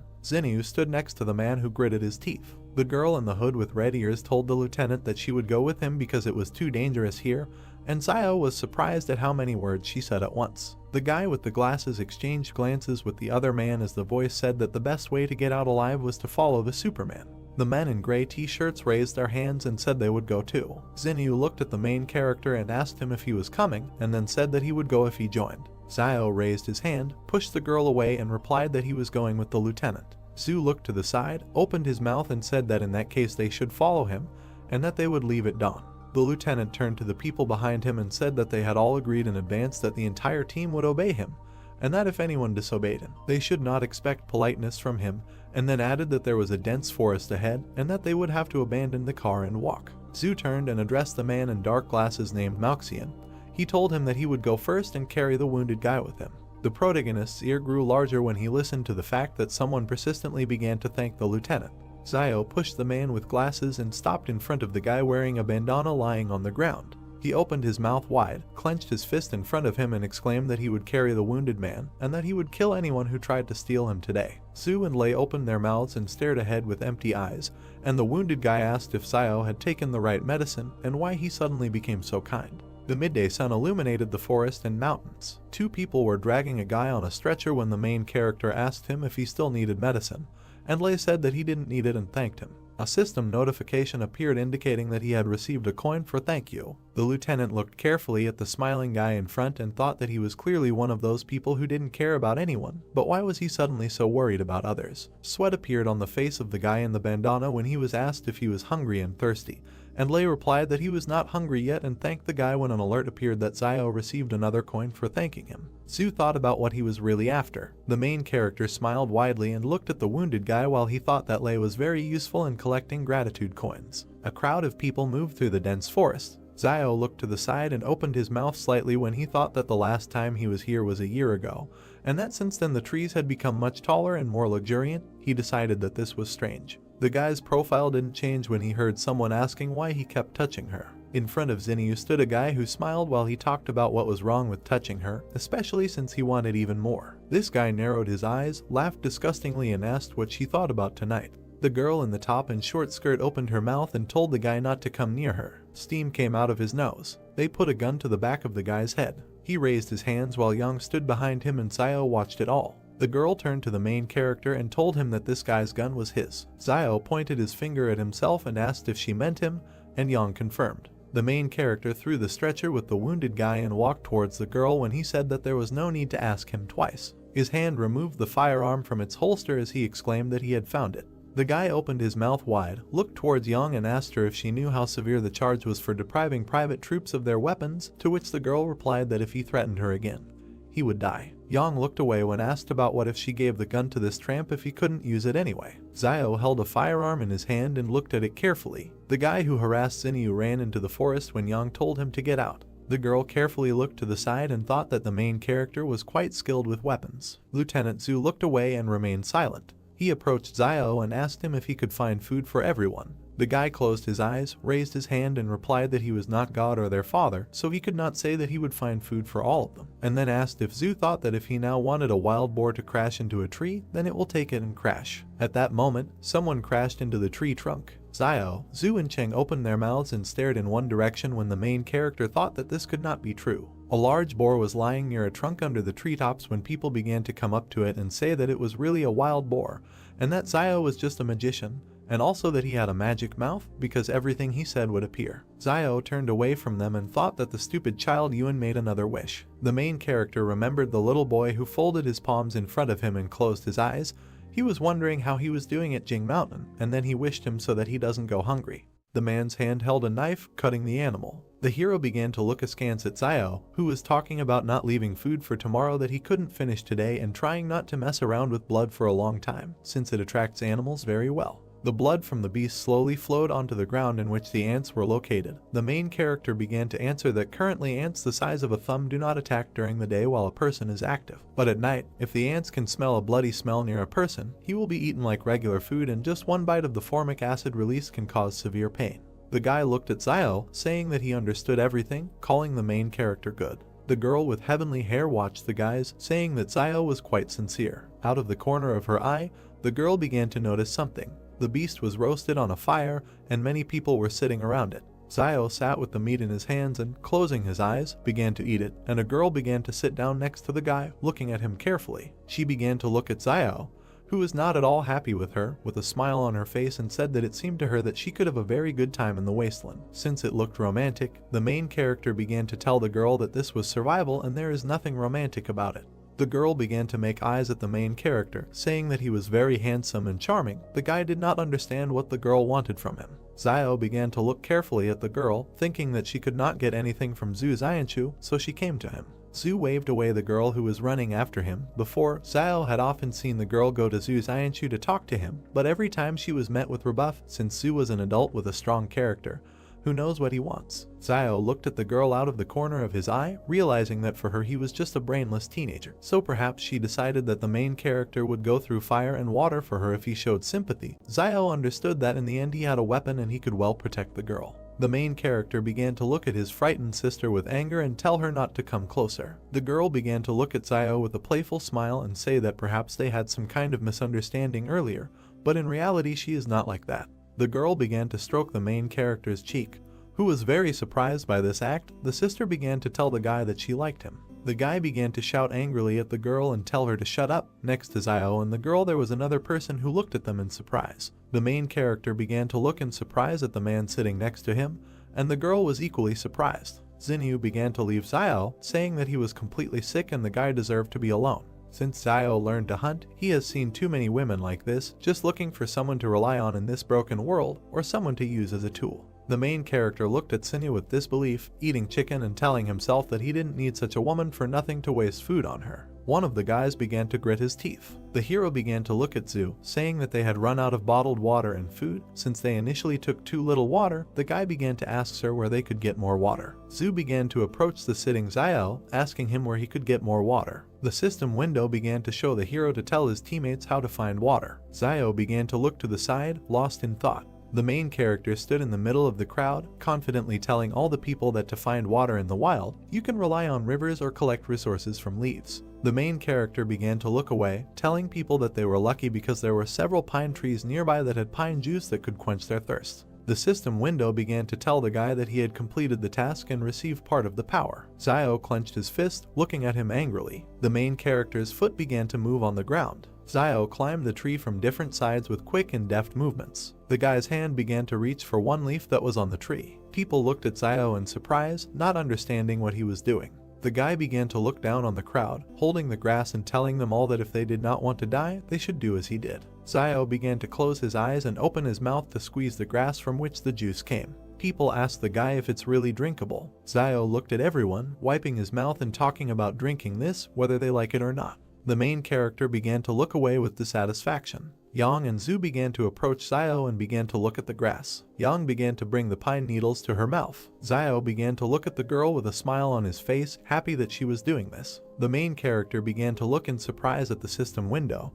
which showed that the target's advanced skill was randomly selected, which was bomb making. Zio was offered to study all this. The guy began to look at Yang, who was taking the pine needles. The main character could not understand what kind of training the girl had gone through and why her skills were so severe. Zio was wondering if the target had the skills of covert killing. The system window began to show the guy that she had analyzed the target and an advanced stealth killing skill had been found. Zio began to look at the girl with a smile, thinking about whether she had the skill of singing children's songs. The system window immediately began to show the advanced skill and say that it had been found. The main character looked at the girl with incomprehension, not understanding what kind of disorder was in her skills. Zio quickly jumped from the tree to the ground. Two guys stood near a tree, telling each other that now they need to climb the tree. Although people have not been monkeys for a long time, the guy replied that it would be great to become a giraffe in the next life. Zio began to look at the guys, telling them that animals also do not live as they seem, and the main character heard that giraffes, although tall enough to protect themselves from external enemies, but they have difficulties in mating, so before courtship male giraffes must drink urine to determine if a female giraffe is on point.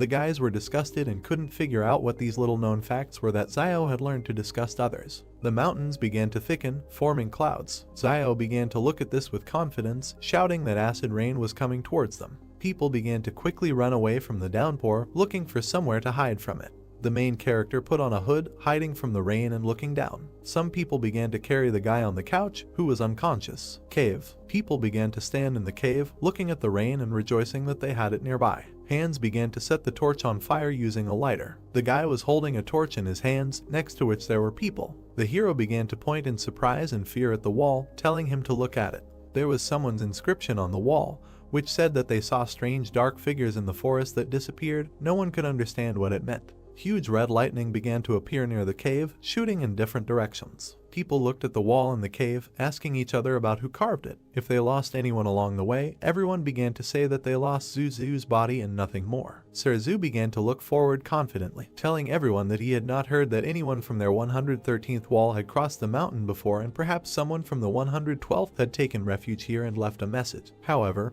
everyone understood that if they had a satellite phone with them at that time, they would have transmitted the signal. Zio began to look askance at Yang, telling the guys that he had heard Teacher Jang say that there were telephones behind the walls, but no one knew what satellite telephones were. Yang began to look at the main character, calmly saying that people had captured several satellites created before the disaster, and these satellites make it possible to maintain communication between different walls. One of the guys began to open his mouth wide, waving his arms, saying that this time the senior management did not provide them with satellite phones and they must be trying to explore the area with the help of human lives. And if everyone died, it would mean that in the depths of the mountains there is a danger. Zhu began to tell the guy not to speculate without the slightest information. Sir began to look at all the people, saying that it was already late and someone should take turns on duty today, and he would be on the first shift, and the rest, not counting the girls, would take turns. Zio looked carefully at the guy, believing that this was the decision really protects from dangers outside, but also for the main character.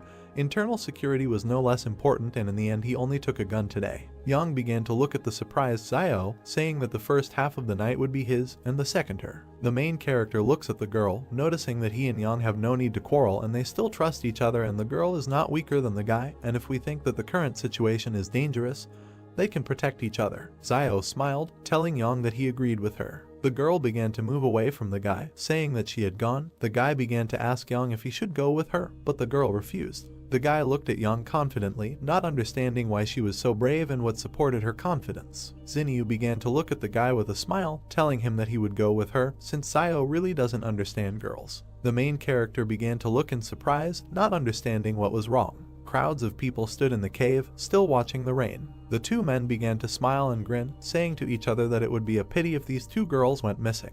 The rain didn't stop pouring. Xinyu began to approach the guys, who asked him if there was anything unusual. The girl said that everything was fine and there was nothing there. The three guys began to look at Xinyu and say that this was good and they would also go out to relieve themselves. Zhu began to look at the guys, telling them to go and come back quickly. Without stopping for a smoke break, the heroes said that they would do everything. Zio sat on the top of the cave, looking at all the people. The main character began to look at something. Xinyu looked at Yang with a smile. Zio understood that Xinyu was behaving like a star who was trying to go to the next wall to expand her fame. The guy could not understand why Yang took such a risk. Zio heard that the girl had previously given Xinyu some money because she wanted to follow the team to wall 112 to find relatives. The guy couldn't believe it was so simple. The main character looked at the girls with disbelief. He understood that Xinyu and Yang demonstrated a particularly close relationship throughout the journey, and the previous joint eating of fish and helping Yang and Xin created the impression that their relationship was much more than just a worker and an employer. Zio looked at the two heroines, wondering what they were talking about. Zinyu looked at Yang with a smile, telling the girl that they could leave Jing Mountain together in a couple of days. Xiao began to understand that the girl understood that he had an alliance with Yang, and after the girl could not come to an agreement with the guy, Xiai went to recruit Yang. Zinyu's hand began to offer Yang a wad of money, saying that it was gratitude for the fact that the girl had helped her earlier. Yang began to take the money, and Zinyu asked her if she would continue to help. Yang began to tell the girl that she did not want to help leave the mountain, but she could make sure that Zinyu died with dignity. Xiao began to look slyly at the girls, realizing that these manipulations were causing deja vu in the guy. A fire began to be lit in the cave. The guys looked at the exit, not understanding why they left and never returned. Yang began to look at the time, saying that almost 10 minutes had passed. One of the guys started opening his mouth wide and screaming that there was something wet in the place. The guys ran away from the exit, afraid to find something there. Xiao began to look at the people in surprise, standing next to the exit from the cave. Rain began to drip on the ceiling of the cave. The guys looked with fear at the drops that fell on the floor and realized that this was a false alarm. Xiao began to point his finger at the drops, saying that they could get water directly from here, since the rock formations filter the water even purer than water from a well, and it is probably one of the cleanest sources of water in the Wasteland. Zhu began to point his finger at the water and, looking at the people, asked if everyone had heard Xiao. Sir began to tell people to collect some water, since although the pine needles were able to provide some moisture, there was too little of it. The meat was surprised that he did not receive thanks. Hands began to hold the flask, pouring water into it. Zhu began to look at the guys who were pouring water and told them that if he finished, he could take over half the night. The guys began to tell Sir to do just that, but first they had to smoke a couple of cigarettes. Everyone was asleep except Zhu, who was watching everyone. Two guys were sitting on the rocks with their backs to Zhu. The heroes held a cigarette in their mouths and glanced slyly at Sir. The guy's feet began to remove the cigarette. One of the guys began to stand near Xiao and the second near Yang, waving a knife and trying to kill them. The guy's face was confident and crazy. The guy screamed for them all to go to hell. A man wearing gloves with both hands swings a knife at someone. The girl Yang shoots the man in silence. The main character grabs with one hand both hands of a man holding a knife. He instantly turns him onto his back. The junior lieutenant and his comrade pay attention to the noise, asking what is happening and what is the matter. They see Yang and Xiao attacking unknown men. A man in a black cloak and bandage, holding his wound, clenches his teeth in pain. He, closing one eye, begins to shout to his colleague, saying his name Sun Jinjing, so that he acts. A man among the squad raises his hands, opening his eyes, and says that he has nothing to do with it. Standing in front of the camp, he raises his hands in fear. The girl and the main character look suspiciously at the military man. Zinyu, also continuing to look suspiciously, asks himself what is happening again, and can't these people just calm down for a while? Holding the man's throat with two fingers, Xiao asks himself what they are trying to achieve with this desperate, sneaky attack: water, weapons, or was it all because of Luo Zinyu? Looking down with dissatisfaction, he thinks that this doesn't matter anymore. The notice says about the task that you need to give the enemy a painful death. Grabbing him by the throat, at the moment the man begins to cough up blood, he thinks that in this wilderness one must always get rid of all potential dangers. This is the law of survival. Sun, covered in sweat, looks at the characters with fear. He looks at the squad, shouting at them that for the record, he had nothing to do with it, and he was part of their plan for a dastardly attack. Ian, looking from under his cap at the man, asks the guy what it means that this is what is happening, and so he was in collusion with them and knew about the vile attack. She, standing next to everyone from the squad, sharply shoots at Sun Junjin. Looking after him, she says that covering up a crime is tantamount to the crime itself. The main character looks towards the girl with a blank face, thinking that it is better not to mess with this girl again. The notification states that the task has been completed and the reward is a master level skill copy scroll. Xiao, with an excited look, looks at the fallen scroll in the cave, asking himself again about the master level skill copy scroll. The main character looks at the sinister lieutenant. The notice again states that the Shadow's supernatural ability has been learned, asking the guy if he wants to learn it. Xiao thinks that he cannot believe it, and this is exactly what he needed, responding to the notification that he wants to study. The main character stands against the background of a purple magical wall. The notification states that the target has been studied. Being in a dark room, releasing burgundy magic from her hands, similar to blood, she asks herself that this haze is a shadow. The hero turns his gaze back. He sees a dark bloody ghost with red eyes in front of him, thinking that this black shadow looks darker and more massive than Zhu Xianchu's, and this is because his appearance is darker and more massive. Seriously looking straight into his eyes, Xiao thinks that he wonders how well this shadow fights. He closes his eyes. The ghost opens from his seat, leaving his remnants of magic on the floor. He begins to circle around the main character. Suddenly, the ghost changes its direction with all speed towards Xiao, who has closed his eyes. He immediately grabs it with his hand, shattering its magic piece by piece. Holding his fist up, smashing the magic, he notes in his head that this is not bad, and this shadow is at least twice as strong and faster than his own body. He looks forward with interest, continuing to think that the density is also very high, so it is not surprising that Zhu Xianchu was able to use his shadow to deflect the shots. Poking his finger at the notification system, he thinks that according to the palace's prompts, the shadow cannot die and the use time is based on spiritual power. Seriously looking at the system and pointing his finger at it, his thoughts suggest that he can continue to use it as long as his spiritual energy is strong. But how can one calculate something as vague as spiritual power? Looking at the notice, he asks the palace what his spiritual power is. The notice states that the guy does not have access to information. He looks at him with an emotionless face, remaining silent. Against the backdrop of a dark room, he says in his head that he will not cooperate with this palace. Looking at his hand, from which burgundy energy is coming out, he asks himself that this is really strange, and why strength and agility are displayed in numbers, but spiritual strength is not, telling himself that he would rather not think about it now, while there is time, and it would be better for him to gain strength, because by training his body, he can improve his strength and agility. Clenching the magic in his fist, making a small smile, Xiao confidently looks forward, telling himself that now with his shadow abilities, he is a real person with superpowers. The lieutenant, looking at the corpses of the men and the guy and girl standing next to them, says that they themselves are to blame for sneaking up on them and being killed in response. Xianchu, tensely, tells them that Sun Jinjiang was not involved, so he did not deserve to die. Turning away from them, he says with anger against their background that, however, it is too late to talk about anything, adding that in this wilderness there is no right and wrong at all. Yang and Xiao look at the lieutenant with hostility, remaining silent. The girl turns to the hero, asking him that he just pretended to be asleep. The main character, looking thoughtfully at the girl, thinks about it. That life in the trading city has given him the habit of being constantly alert, even when he is sleeping, and not losing his vigilance. And this young Xiaojin was clearly pretending to be asleep herself, but decided to ask him, and he does not understand her. Walking away from Yang, Xiao asks if she figured it out, to which the girl says that she is bored. Two burning volcanoes smoke in the blue sky. The main character looks at the bodies lying in a line in the middle of the cave. He looks emotionlessly at the bloody body on the ground, thinking that he cannot understand how Zuxia's body disappeared earlier. Pursing his lips, he continues to look down, telling himself that these three bodies are lying here and nothing happened, and this is at least strange. The lieutenant and the hero stand at the exit from the cave, looking into the cave, informing them that it is already dawn, and let them prepare to hit the road, although they do not know what dangers lie ahead for them, but they cannot remain in place. Looking ahead, the lieutenant explains that they must find their next campsite before dark. His gaze suddenly shifts to the side, and Xianchu reveals that the two guys who went outside to relieve themselves last night haven't returned, so they're probably going to have something going on.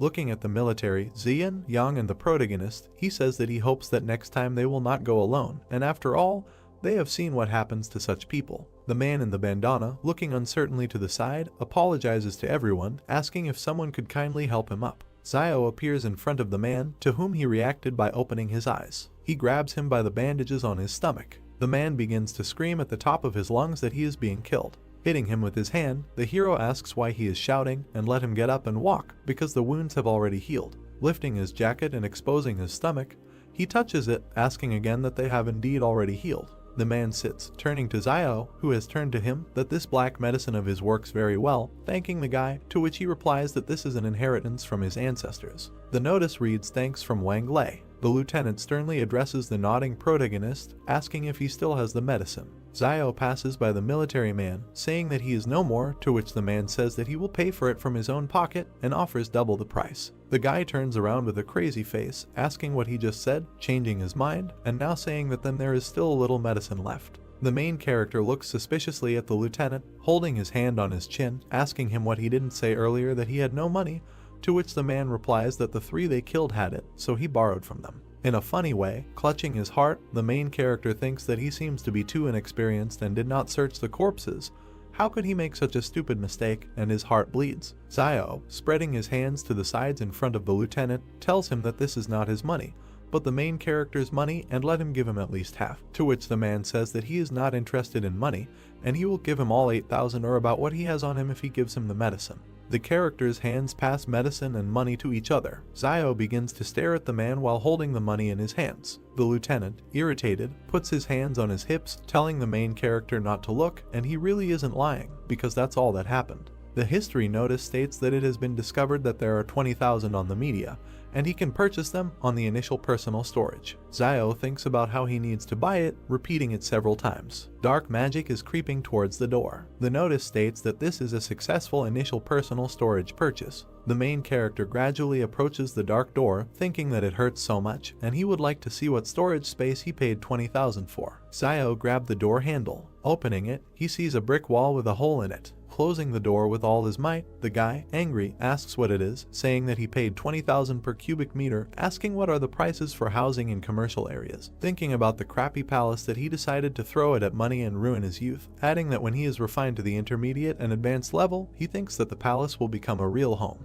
Walking away, attracting the girl's attention, the main character thinks that his heart hurts so much, and he gave 20,000, noting that it was so painful to part with them. The squad is walking through the forest when suddenly someone asks that there is a city in front of them. The main character turns to the lieutenant, walking with his back to the entire squad. That earlier he said that this is the remnant of the civilization that existed before the disaster, and the secrets remaining there can help them, superhumans. Seriously looking away, Zio asks what the secret is. Chu, imagining images of dark heroes in the background, says that he is not sure, but only knows that legends say that supermen have existed for a very long time. But only recently they began to appear more often, and there is even an organization of supermen that kills and controls behind the walls, called thugs. The guy, pursing his lips, looks at the man with suspicion, thinking about the organization, understanding. Zio is surprised by Zoo's answer because he thought that ruins would be waiting for them in the mountains and not a whole city. Both walk slightly ahead of the rest of the group. Zio clarifies what Zoo told him earlier about the remnant of the civilization that existed before the disaster. Zoo looks around at the rest of the group. Zio wonders whether the secrets left in that very city can really help other people. He looks ahead thoughtfully and continues to ponder what the secret is. In response, Zoo tells a legend about superhumans who existed a long time ago, but in the near future they began to appear much more often. He also added that there is an organization of superhumans that kills managers behind the walls. Members of the organization call themselves thugs. Zoo's story made Zio think, because if there is a whole organization of such people, then there are quite a lot of superhumans. He turned his gaze to Zoo and clarified whether the army was engaged in their capture. A member of the organization, of whom only one silhouette is visible, stands on a mountain of corpses. Zoo gives a negative answer because superhumans are much stronger than Zio can even imagine. Zoo continues his speech against the background of an image of a table, behind which 4 silhouettes of thugs are gathered. He says that currently all fortresses are aimed at superhumans and that no one knows exactly how dangerous superhumans are. However, the leadership of the fortress has created a shelter for superhumans and intends to use the power of the thugs for their own purposes. Thus Zoo revealed the true reason for their departure to explore the mountains. The other members of the group are not far behind the two. Zoo doesn't know what potential Jing Mountain hides, but he knows for sure that Wang Kanjiang, before setting off, found out information about other teams that are also now on their way to Jing Mountain. Zio was wary and, referring to the fact that the fortress wants to use superhumans, asked Zoo because his abilities probably played an important role in their plans. Zoo is angry at the people from the fortress because ordinary people do not regard superhumans as their own. He crushed the ant and told Zio that he couldn't even imagine what a person is capable of in relation to someone whom he does not consider one of his own. Baring his teeth, he ended up saying that he would never return. Liu Bu overheard their dialogue and insisted that they would not reveal Zoo's secrets. Both turned to look at Liu Bu. Zoo clarified that out of the entire group, he is most worried about Liu Bu. Zio pointedly pointed out that if the main cause of Zoo's worries did not return, then he could calmly return back. Liu Bu became wary and looked at the guy angrily. Zoo also did not remain indifferent and asked if Zio was also a Superman. The guy got nervous and asked again. In fact, Zoo did not suspect anything, but pointedly noticed that Zio had awakened a special ability to irritate people. Zio feels very uncomfortable and smiles nervously. At the same time, he asks the palace whether he has a perfect level skill. Smiling mischievously, he reasons that the skill he perfected at a young age, however, it will not be able to compare with Yang's skills. He stopped abruptly. Zio turned around and, pointing his finger at Yahello, advised the group to beware of puddles, because stumbling upon a leech at this time of year is deadly. Sunlight shines through the foliage of the trees. Zoo noticed something ahead and asked everyone to look ahead. Liu Bu is confused. He does not understand what is in front of him. A girl in a light dress stands in front of them, bowing her head to a tree. Zoo describes seeing a woman in white and wondering why she is rubbing the tree. Zio compliments him with bewilderment as to why there is a girl in such a place. He suggested not to pay attention and go around, hoping that she would not pursue them. Clouds and mountain peaks can be seen from behind the crowns. The group looks warily at the place where the girl in white just disappeared. She takes an unnaturally large leap towards them and lands on all fours. Yang and Xiao point their guns at her, and Xinyu looks at the girl in bewilderment. The latter makes an aggressive rotational movement with her arms. Wei and Liu Bu panic. Zhu decisively takes the situation into his own hands and says that they have nowhere to run, because even if there is something that can stop them now, then there is simply no point in further expedition to Mount Jing. He gives the command to follow him. Zhu and Yang warily prepare to flee. Xiao wonders why he suddenly felt so hot. Xiao shouted to Zhu to use his shadow on the girl if something happened and let him and Yang shoot her. They both went to belay Zhu. Zhu agreed and went on the attack. His palm began to exude black mist. He sent his shadow to attack. The shadow runs straight towards the girl in white. She is moments away from capturing the mysterious girl. The shadow grabs the stranger by the throat and presses her into the ground. All that was left of the girl was a white haze, and Xiao, seeing this, decides that Zhu's ability is quite enough. The whole group approaches the girl, who is still hanging by the throat from the hand of Zhu's shadow. The girl with a scary face is perplexed and assumes that the group was sent by the fortress. Zhu says he hasn't seen anything like this outside the walls, but the girl looks shabby. Xiao looks in surprise towards the shabby wood. Near the roots, the tree bark has been stripped off. Xiao notices something under the tree and tells his comrades about it. He opens the box. Xiao takes out a piece of paper from it and wonders what it is. In front of him is a card with a QR code for payment. Xiao thinks maybe it's something left over from the disaster, since the card is plastic and could have remained unharmed for a long time. The pattern on the map is puzzling. He asks his comrades if the pattern looks like a map of the labyrinth. Everyone looks at the map, puzzled. Zhu suggests that this may be a map of a mysterious city in the Jing Mountains. Xiao looks at him, puzzled. Ian draws their attention to the writing on the map. In close-up, on the card there is a request to scan the QR code for payment. Ian reads it out with bewilderment. Xiao is indignant that in order to go through the maze you also have to pay. Zhu puts the card in his chest pocket and suggests moving on. Close-up of the team, and a little to the side of Liu Bu with the girl. Zhu says that whatever is hiding on Mount Jing, they will have to take a look at it eventually. Liu Bu asks the others if they should take this shitty doll with them. Xiao, Zhu and Xinyu looked at him puzzled, but one of them suggested taking it anyway, it might come in handy. Liu Bu looks at the girl in white with confusion. A beautiful sunset can be seen from behind the mountain peaks. The group decides to stop in an angular cave for the night. Zhu looks ahead and notices that there is a pine tree growing nearby, and if anyone is hungry, let him pick up some pine cones for a snack. Xiao cuts the tree trunk with a knife and green liquid oozes out. Zhu is puzzled. He approaches Xiao and asks if he can drink it.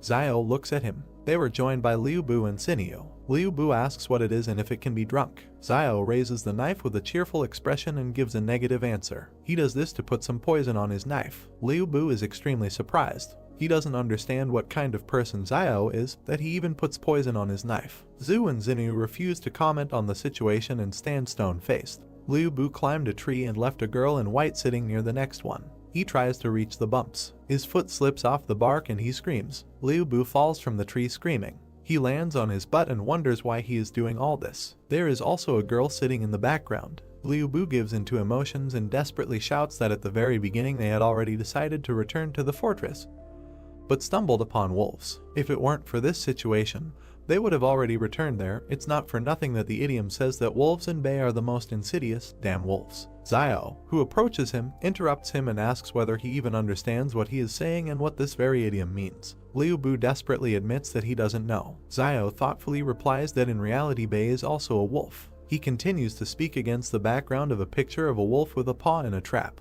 The explanation talks about a wolf who stepped on a hunter's trap and could not step on his front paw due to his wounds. Two members of the pack approach the wounded wolf to help. Xiao says that another wolf put the wounded man on his back and carried him. One wolf climbs on another. Xiao throws something to Liu Bu, who tries to catch it. Wei caught and found a lump in his hands. Xiao continues to talk about the loyalty of wolves to their family. He looks at Liu Bu seriously and asks if people are capable of such devotion. Liu Bu looks at Xiao, puzzled. The group lit a fire. Close up of the group sitting in an angular cave near a fire. Xiao holds a pine cone in his hand and talks about how all the vegetation has gotten bigger, even these pine cones. Zhu shares his reasoning about the reasons for the size of the plants, while Xiao and Yang listen to him. He assumes that it's all about the high oxygen content and notices that despite physical fatigue they are still full of energy, which refers him to thoughts about a constant flow of oxygen. Xiao is surprised and thinks that the phenomenon is quite reasonable and has a scientific basis. Yang, Xiao and Zhu are sitting next to the fire. Xiao asks about the presence of places like Mount Jing near other fortresses. Zhu looked at him gloomily and answered positively,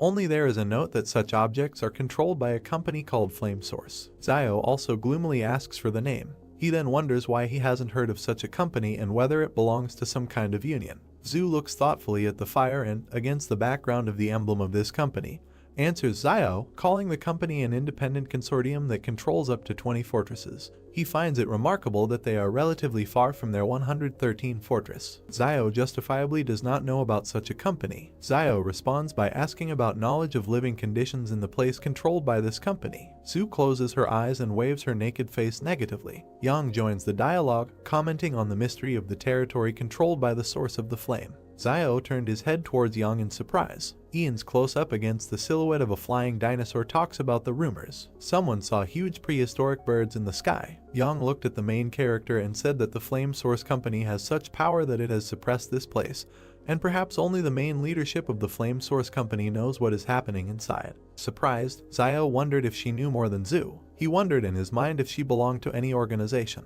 Sitting on a stone, Zhu asked if the main character had read Journey to the West. He imagined the man lifting up the golden column. He stated that it says that someone could lift a stick weighing more than 6 tons, which could destroy mountains. Looking at Yang and Xiao, he noticed that at first he certainly didn't believe it, but now he thinks that perhaps this person really exists. Putting his hand to his chin, the protagonist thought that he had never read about the Journey to the West, but to argue that more than 6 tons can crush mountains, as is the carrying capacity of agricultural tractors used in trading cities and factories, is 10 tons, so even if there is a slight overload, it can pull 12 tons. The guy started coughing when he tried to eat the cone. He looked at Xiao with an angry look. He approached him with a smile and asked him to make another wish or something like that, so that another animal would fall before their feet. Frowning, the main character replied that last time it was an accident. He asked if the guy really thought the main character was capable of this. He noted that if he needs to, then he should speak. The enraged guy cried out that if his wishes were fulfilled, he would have long ago wished that an animal would now appear on his doorstep to eat. There was a noise on the street. Xiao and Yang prepared to shoot. They looked at the exit from the cave. Dark streams of mana hovered before them. Many wild animals were walking towards the cave. Holding the gun in front of him, he asked Liu if it was his order. He replied that he just said it in passing. Xiao grabbed his hand and asked him to order the animals that they eat vegetarian food today and let them leave. Liu asked if Xiao thought it would really work. He ordered him to speak, assuming that it would suddenly work out. The animals looked at him with stone faces. Liu tearfully asked them to leave. Many animals immediately ran away from there. Taken aback, Liu asked if it worked. The stunned protagonist asked how this was even possible. Frowning, Xiao suggested that Liu had awakened his luck like Yuan. The night sky was surrounded by forests. Looking at the sky, at the many birds, the main character emphasized that this was not so and that something led the animals there. Surprised, he assumed that the animals were moving together in one direction and did not dare to attack them because they were being pursued by something more terrible. Streams of wind came from the forest. There was a chain on the ground. She suddenly began to rise. The beast was chained.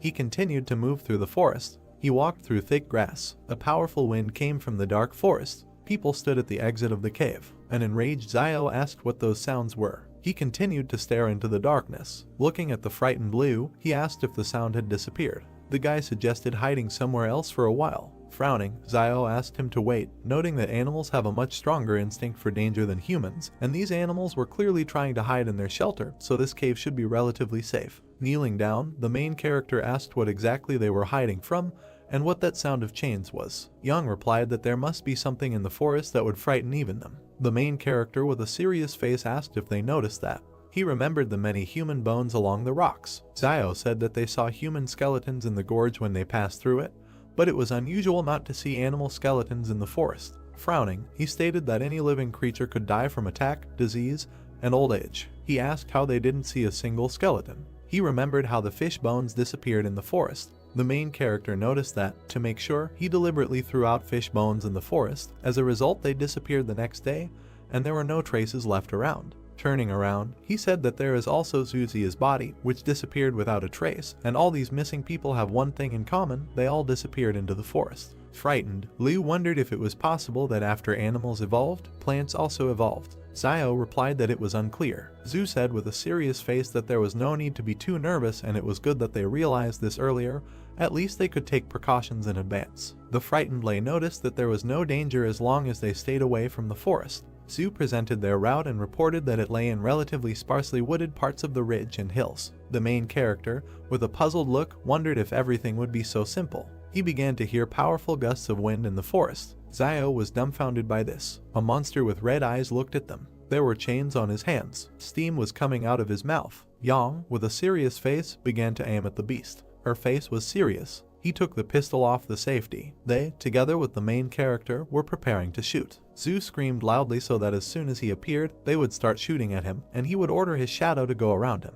The chain flew up above the ground. Frightened, Zio reported that he was approaching. A powerful aura emanated from the forest. Taken aback, the main character assumed that judging by the sound, he was getting further away from them. Standing in the cave, they wondered what was happening. Frowning, Zio noted that this monster was afraid to leave the forest, and the cave is located about 10 meters from the forest and it looks like the animals were hiding there before. Turning around, Zio stated that there was something wrong with the forest, but they were lucky to escape it. Stretching out his hand, Sui said that the danger had passed, so they should rest and he would be the first on duty today, and after midnight the main character and Yang would replace him. They looked at each other. Standing next to Zio, Sui said that he couldn't help it if they didn't trust him, but he was on duty first anyway. Light smoke came from the extinguished fire. The main character and Ian were sitting near a rock. The afternoon sun illuminated the forest. There was an explosion. Zio and Yang suddenly woke up. Coming out of the cave, they asked what was happening. Looking at the smoke in the sky, Zio guessed that the Jing mountain volcano was erupting. Stunned, Sui suggested that it seemed that the other teams infiltrating Mount Jing had made their move. With a serious face, he suggested that they speed up, noting that they needed to do it before they learned the secret.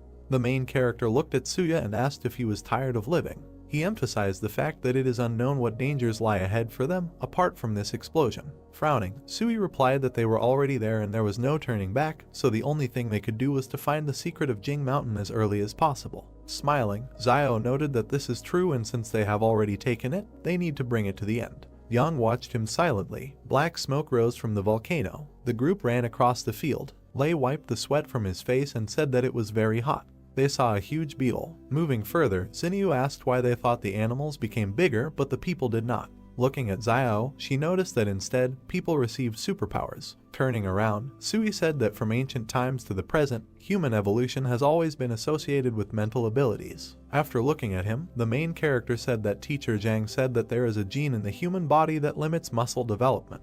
He introduced the human body and the progress of evolution. He noted that this is because smart people are more attuned to their environment, causing the brain to require more energy, so muscle development must be limited to avoid competition with the brain for resources. Zio emphasized the fact that only humans have genes that limit muscle development, but this is the price they gave for the sake of intelligence. Taken aback, Yang stated that she saw a Superman with a developed physique. She asked what he would say to this. Putting his hand to his chin, the main character suggested that his ancestors had something to do with wild animals. The group was taken aback by this response. Looking at the main character, Xinyu said that teacher Zhang at their school in the trading city is very smart and he must know a lot. Moving towards the mountains, Zio replied that this is true, he knows a lot of things, but he starts making up stupid things in class if he comes across something he doesn't know. He noticed that usually the teacher reads books and so on when he is free. There are such people behind the walls of the fortress, and they are all amazing. He said that in his free time, Zhang grows vegetables in the garden. Surprised, Xinyu asked why things in the trading city were not exactly as she thought. Teacher Zhang sneezed loudly. Sui asked him to wait with a serious face, noting that there was a human body ahead. They walked towards the human remains. While examining the corpse, they wondered how he could suddenly appear there and perhaps it was someone from the King Consortium. The main character was suddenly taken aback. Holding up the iron pendant, Zio asked in his thoughts if this was the badge that the soldiers carried with them. He read on it that it was Suzia. The enraged protagonist said that it was Suzia who died from bee venom, and whose body mysteriously disappeared before they entered the gorge. He asked how Zhu could have ended up there. Taken aback, he wondered if something had brought his body there. Raising his hand to the bones, the main character said that judging by the wounds on his body, some animal had eaten his entrails. Examining the remains, Zio asked what animal could have left such teeth marks, judging by the even bites on the body. The frightened Sui cried out that these were marks of human teeth. Turning around, the main character asked if he was sure. Sui replied that he was almost sure of that. Looking away, he revealed that he was bitten on the hand by his first love when he broke up with her while he was still in school. With a cry, Zio asked how he found the time to talk about such things when they were all scared. Looking at the corpse, Sui asked why there were traces of human teeth on the corpse and whether someone had gone crazy from hunger and eaten their own kind. Frowning, Zio asked what the guys thought, whether it was possible that what was dragging the chain last night was a person. The group was scared by this theory. Grabbing her gun, Young yelled that they were getting out of there and using a 3-man tactical formation in case something sneaked up on them. Turning around, Zio asked what a tactical formation was. Young asked if his teacher taught him this, noting that she thought he knew everything. Pointing her finger at the floor, she asked him to go to her left, adding that everyone controls their own sector of vision and should shoot directly at any strange creature approaching. Smiling, the main character replied that he understood everything. Moving along the gorge, the main character thought that Yang seemed to have taken command. As a matter of course, and no one said anything else. He assumed that everyone understood that Yang is not so simple. She is not only ruthless and not afraid of the changes taking place, but also knows details about the source of Flame Company. The sounds of gunfire were heard from the volcano. Looking up, Sui reported that the firefight was becoming more active, and it seemed that they were getting closer to the secrets of Mount Jing. Looking at the floor, Zio asked what was there. Sui picked up the shell casing from the floor. Examining it, he said that it was from a bullet fired by the King Consortium. The group was surprised by this. Looking at Zio, Sui whispered that it looked like the King Consortium was also there and had already made their move. The wild boar ran towards them. The group was scared. He ran past them. The guys targeted him and shouted that he was limping and they would take advantage of it. Liu said he never thought he would eat meat again. An enraged Sui ordered the boar to be left behind. Taken aback, Liu noted that he himself ran straight into their arms and they did not eat for almost a day. Smirking, the main character said that he envied them that they had brains, but they didn't even really need it. Liu asked what he meant. Raising his hands, Sui asked if it seemed like they would give away their location if they started frying meat there and lighting an open fire. Liu asked if the safest thing to do would be to defect to the king people if they were there. Holding her cap, Yang noted that the king had come for the secret of this place and would not let them go if they found it. Looking at the guys, she said that in this case the safest thing is to kill them as soon as they meet them and never show mercy. She noticed that to be merciful to enemies means to be cruel to yourself. Turning around, Sui asked them to move on, adding that turning back was certain death and moving forward was the only way to survive. Lei and Liu walked past Yang. Sui said that they further avoid meeting the King Consortium fighters based on where the shooting is coming from. Lei stated that he thought they would starve to death before allowing the Kingmen to catch them. Yang looked after them. Smoke rose from the volcano. Looking into the dark forest, Sui said that perhaps in an hour they will know what is hidden in this Jing mountain. He suggested that there was much less shooting.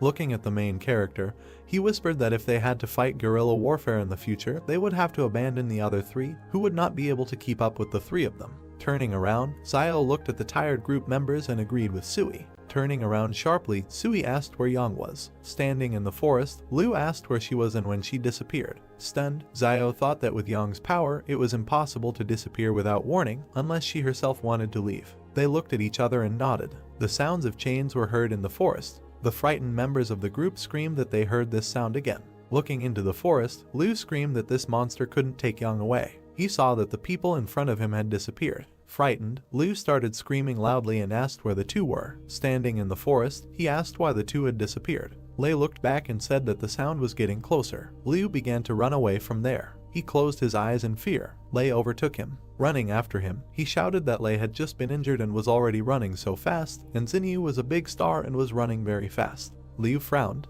He tripped Leia. While escaping from there, Liu asked for forgiveness, noting that someone must be sacrificed in order to survive. The monster rushed at Lei. Stunned, Liu turned around. Blood began to flow from Lei. The monster was sitting on him. Liu and Xinyu continued to run. Closing his eyes, he screamed that he just wanted to come back alive, and there was nothing wrong with that.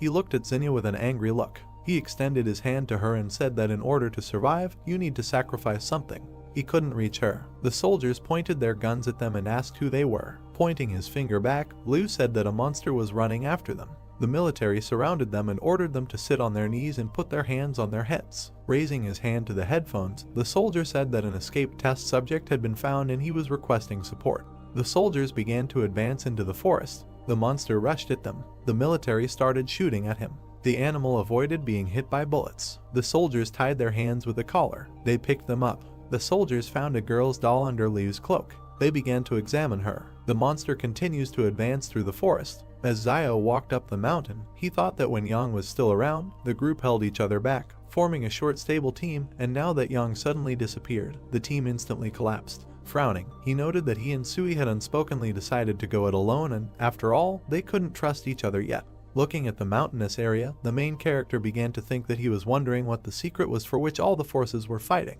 He mentally noted that he was not going to return empty-handed, so he would go in and look around. The soldiers moved through the forest. As he walked up the mountain, Xiao noted in his mind that people were following him. Looking at their backs, he wondered if they were King Consortium people. They shouted that the experimental object had been found and they were asking for support. Hiding, the main character thought about the experimental object. He wondered if there were still people in these wild places conducting experiments. He wondered if so many people couldn't kill one monster, or if it was too strong. Looking around the treetops, Xiao noted that, however, this monster had attracted their attention, so he could take this opportunity to act stealthily. He was hiding behind a stone. While examining the base, the main character asked why they needed a place where there had recently been an explosion. He saw the scientist collecting the blood of the beast. He closely watched the man in the white coat. He began to sneak up on him. While looking around the ruined settlement and scientists, Xiao wondered if the King Consortium was capturing mutant beasts, noting that he feared that these beasts could not escape the fate of being studied.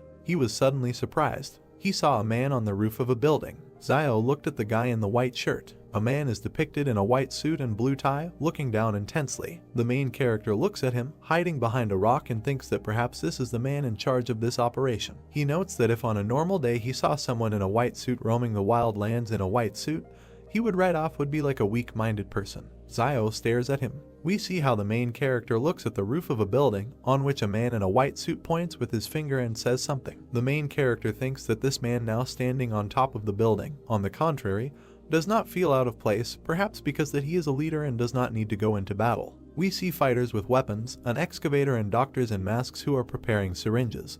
The main character thinks that the surrounding area is heavily guarded and the number of fighters could reach 1,000. He notes that it looks like the King Consortium intends to find the secret of the mountain that he talked about Zhu, and that in the current state of affairs, he is unlikely to be able to compete for what they are looking for, and there is no point in him taking risks for the sake of a secret unknown to him. Xiao looks at the broken street and thinks about leaving everything as it is. We see a destroyed building. The main character walks along a road littered with rubbish and debris. He walks around the ruins from the city and thinks that it is amazing that there is a huge city here, and although all the buildings are in pieces, the main structure is still intact. Xiao takes a step through the rubble. He walks forward through the ruins. We see his back. He thinks that one can only imagine how beautiful this city used to be. Xiao turns around in surprise. He looks at the surviving sign and reads the title. The main character thinks that Xiao you can sounds a little mysterious. Xiao sees another sign and lists what he has already seen: a beauty salon, fast food, and a health center. The main character looks thoughtfully to the side and remembers a strange doll, a QR code, and a sign with an image. He asks the question that he risked his life, went all the way to find all this. Xiao stares ahead and thinks about waiting.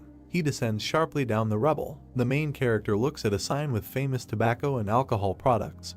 He is surprised that there is such a shop here and thinks that in their days there is tobacco and alcohol. Xiao notes that if he can find their source, he can become the richest man in a trading city. He smiles joyfully and slyly, clasping his palms together. Xiao thinks that since they are only interested in mutant animals and secrets, he asks not to blame him for devastating the rest of this place. The main character looks at the shop and notes that, protected by plastic packaging, tobacco and alcohol should be in good condition. He reaches out to the crack and notes that it is broken, so all the cigarettes and alcohol inside have also turned to dust. The main character holds his heart with horror. He thinks that his dream of becoming the richest man has been shattered. Xiao clenched his teeth, frowned, and thought with anger that he really had to leave just like that. He couldn't take the main secret with him, so he had to take at least something. We see another sign. The main character thinks he needs to go and look somewhere else. He looks at the doll in a short skirt and top. He is surprised that they are there too and does not understand what they are needed for. Xiao raised his hand to his chin and looks thoughtfully at the doll. The main character begins to strangle the doll. He wonders if there is air inside and does not understand why it looks like Yang. Xiao applies even more force. The doll's head inflates and increases in size. The doll's head suddenly explodes. The main character wipes his forehead with his hand with relief and assumes that he knows what this is for. He walks down the street and carefully looks around. In the store, Zio stands near the counter with goods and reaches for the top shelf. He picked up a white jar. He reads in surprise that it is old white gold. He does not understand what the hell it is and whether there is gold in it. Zio, surprised, opens the jar and pours out the contents, and pills fall out of it. The main character furiously throws the jar on the floor and thinks that all the people of the old world are liars. He emotionally says that this is some kind of Zio you can, and there is no gold in him. Zio closed his eyes and raised his hand to his chin thoughtfully, noting that he heard Wang say earlier that there were shops selling gold behind the wall. Dollar signs appeared in his eyes. He reasoned that this city is very large, so there should definitely be a store like this there. We see the facades of buildings in the starry sky. The main character notes that in their days gold is a valuable currency, and it does not deteriorate, so if he finds it, he will definitely be rich. A brick building is shown.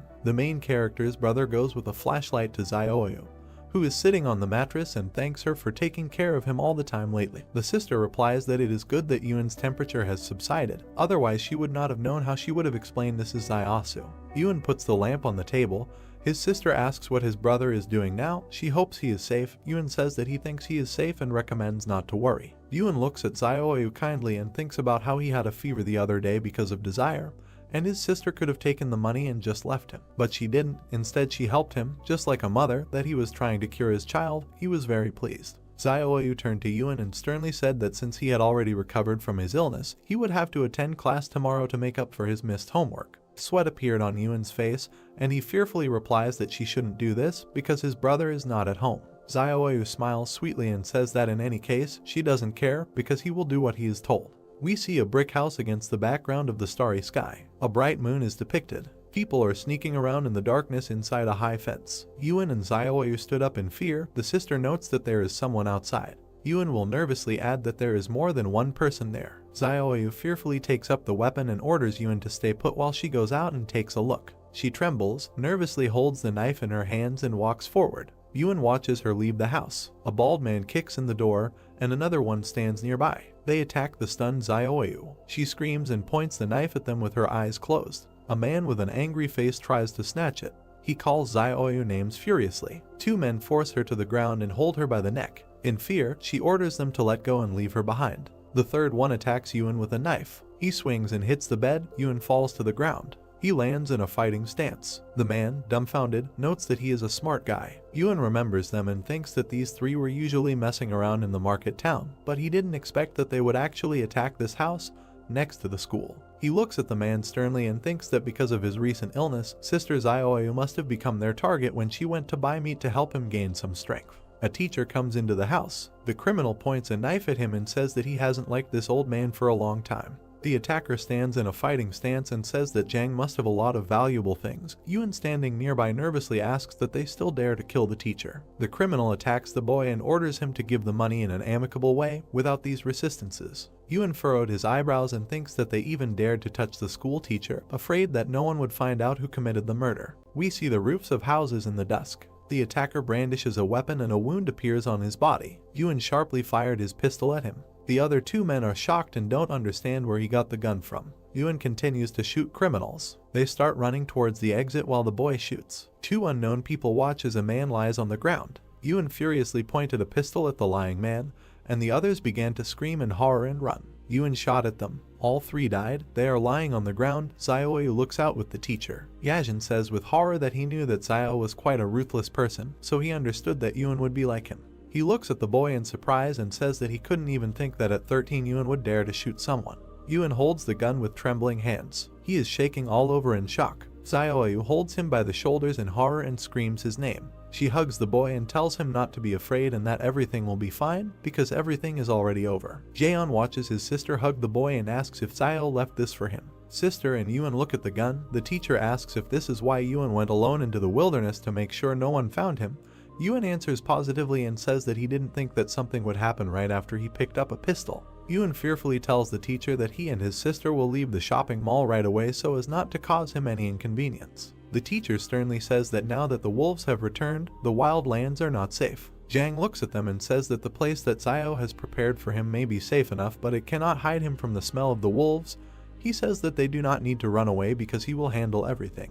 Yuan looks at him incredulously and thinks about what the teacher can do to handle something like this. We see the roof of the house, the moon and stars. People go forward and say that the weapon was actually taken by this Ren child. There are many people in uniform walking. One of them angrily says that this child is the only one in this market town who has the opportunity and courage to touch a weapon. Van smiles and tells the commander that it must be some kind of misunderstanding. The commander stands opposite the old man and says that now he is almost sure that Wang Dingyang was killed by Xiao. The first says that the commander and Wang Dingyang were not on good terms either. He suggests discussing whether Wang Dingyang was killed by Xiao. The commander puts a gun to the old man's head and orders him to get out of here. He asks if he thinks that he is as corrupt as the rest of the inhabitants behind the wall. The commander points his finger and orders everyone to be arrested. He wants to see how Xiao will justify himself when he returns. The teacher stood in the aisle and ordered them to stop. He holds out a piece of paper and asks him to take it to the fortress and tell Fat Man Lo to come to him. Zhang stood in front of the two soldiers and said that he had to give this to him and he would understand, and this was no longer something he could handle. One of the soldiers said with a confused look that this school teacher just called Boss Luo fat. Another soldier put a gun directly to the head of the frightened old man Wang and asked what he was waiting for. Zhuo stood still, holding out a piece of paper while the same soldier said that he thought some kind of card would help him get rid of them. Then he snatched the card from the teacher's hands with an arrogant look. The soldier looked forward with a menacing gaze and simply remained silent. Teacher Zhang stared back straight ahead with a serious look. Then the soldier, looking at Zhang Jinglin's card, thought with great surprise that he was from the 178th fortress. The soldier immediately pointed his finger at the teacher and the people behind him, saying that they should watch them, and the other soldiers obeyed the order. Suddenly the soldier got into the car and with a frightened look pulled the gear lever. The car began to move forward at great speed, leaving only dust behind. Several soldiers approached Yuan and Xiaoyu, and one of them ordered that they need to be searched, while the other said that no one should move. One of the soldiers searched the boy and asked where the gun was hidden, while the other pointed his weapon at him, telling him what he should say. Yuan looked forward sharply with an angry gaze. The two soldiers, greatly frightened, trembled and looked forward. Xiaoyu turned to Mr. Zhang, asking if everything would be okay, and he turned back and said that there was no need to worry and everything would be fine and they wouldn't dare to do anything to them yet. Yuan said that he apologized for the trouble they caused him, and Zhang, turning in his direction, said that they were not to blame, this world was wrong, and he should thank him for saving him recently. Yuan asked him what he did before teaching, and Zhang, standing sideways, said that he was a military man, while he asked why he stopped being a military man. Zhang answered the question that because war cannot save humanity. He then abruptly turned to the side and continued to say that he originally chose Zaiasu as a replacement teacher because he was preparing for his departure from this city, and he plans to return to Sabei. Yuan asked about Sabei and that this was the same northwestern part of the country that was mentioned earlier in the lesson, and received a positive answer from Zhang, who imagined beautiful mountains in his head over which birds flew. He continued to imagine in his head a huge number of mountains over which birds were flying, and said that in the northern part of the country the snow and ice had not yet melted, and among the sand and yellow earth not a trace of greenery was visible. Zhang continued to say that Sabei has endless white spaces, which makes people there seem very lonely, and imagined in his head a small stone structure standing right in the middle of the mountains. Yuan, looking ahead, asked why he suddenly wanted to return to Sabei. Zhang, looking to the side, replied that because the world was starting to change, and he needed to be with those who were waiting for him. Yuan looked at him with great surprise and asked about the people who were waiting for him, and he simply smiled. Zhang leaned forward, holding Yuan by the shoulders, and said that he should not be afraid, and they would not dare to do anything to him. The most they could do was send him back to the 178th fortress. Immediately after this, the narrative of the story moves to a camp with a huge number of tents, in one of which the doe with a cigar in his mouth was looking at the card. Lan sharply asked where this Zhang Jinglin was and said that he should take him there while the soldiers standing next to him obeyed his order. The soldiers, stepping on the ground with their boots, walked forward, and one of them said that they needed to open the door quickly. The car, accompanied by soldiers, approached the huge metal gates, which slowly swung open. Lan was driving in the car, smoking a cigar, and said on the phone that Zhang Jinglin was here, and they asked him if he was sure. The doe, continuing to smoke a cigar, said on the phone that he was not entirely sure yet, but if it was true, should he kill him and why should this old man hide with him? A man in a white coat spoke on the phone and asked about his murders, while he was told that yes, and such an opportunity comes once in a lifetime. The man in the white robe looked to the side, continuing to talk on the phone, asking that if he kills him now, do those fighters from the 178th fortress think to leave him alone? The doe, holding the phone near his ear, said that he could do it, but it would be a little scrit. A man in a white robe, speaking on the phone, asked what he thought. There was an impenetrable wall in this world, and why not just send him back to the 178th fortress, let Sebe continue to guard him. The man in the white robe looked to the side, saying that even if he had to die, he couldn't die at the hands of the King family, let alone them with him. While Lan spoke on the phone that he was the case if he one day, and that he answered him that later it would not be too late to kill him, but for now let someone else have a headache first. Then the man in the white coat asked on the phone what. By the way, if there was a tramp named Ren Zaiasu in his area, and Lan, continuing to smoke a cigar, asked about that medicine seller. The man in the white robe nodded his head, holding his hand in his pocket, not saying that Luo Xinyu is a singer, Ren Zaiasu is a medicine seller, and asked what Enhuyang Zaiajin is, while Lan asked about her on the phone and said that he never haven't heard this name. The man in the white robe said on the phone that there were two more questions. How many years had Luo Xinyu been a singer in the fortress, and whether this Ren Zaiasu had relatives or friends. And Lan, sitting in the car, said that Luo Xinyu had become famous in almost 2 years, and Ren Zaiasu seems to have a brother. Suddenly, the soldier sitting next to him said that this Yang Jinglin was his friend, and Lan asked with a displeased expression what kind of coincidence this was. A man in a white coat said on the phone that there was no need to touch his brother for now, and let him deal with the rest as best he knew, while Lan and the soldier were sitting in the car. The soldier looked away with a dissatisfied expression, clenched his teeth, and simply remained silent. Immediately after this event, the narrative moves to a huge city standing right next to the mountains. A man in a white robe lowered his hand with a walkie-talkie in it.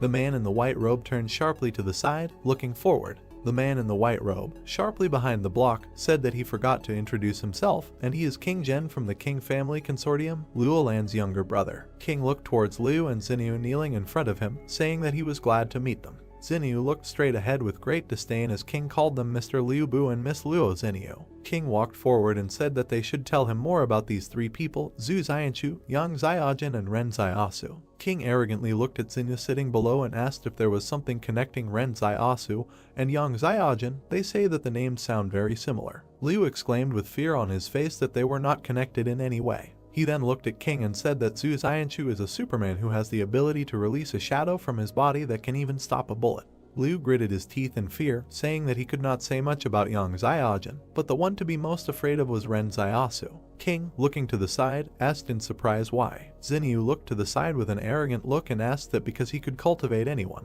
Liu looked forward with great fear on his face, saying that no, and he was just very strong. At that time they were all fleeing in the canyon, and imagined in his head how the soldiers were running from a huge horde of insect monsters. Liu continued to say that he was the only one who ran in the opposite direction, and recalled how he turned back and looked at Zio running away. Liu recalled turning back with a huge look of fear on his face and saying that he couldn't help but look back at him. Liu stood in the middle of the canyon and looked in the direction in which the streams of black energy were directed. Liu stood still and looked with great surprise at Zio, who was running with a man on his back along the canyon. Liu recalled saying what the hell and how he could run so fast while carrying someone else, and stretched his hand forward towards the protagonist, who was running at great speed along the canyon, overtaking the car. Liu said that he was able to lift an adult man with one hand and still run fast, and he suspects that he is also a Superman, while Xinyu and King looked in his direction with great contempt. King, lowering his head down, closing his eyes, asked what if there was anything else, and Liu answered that no, and that was all for now. If he remembered something, he would tell him.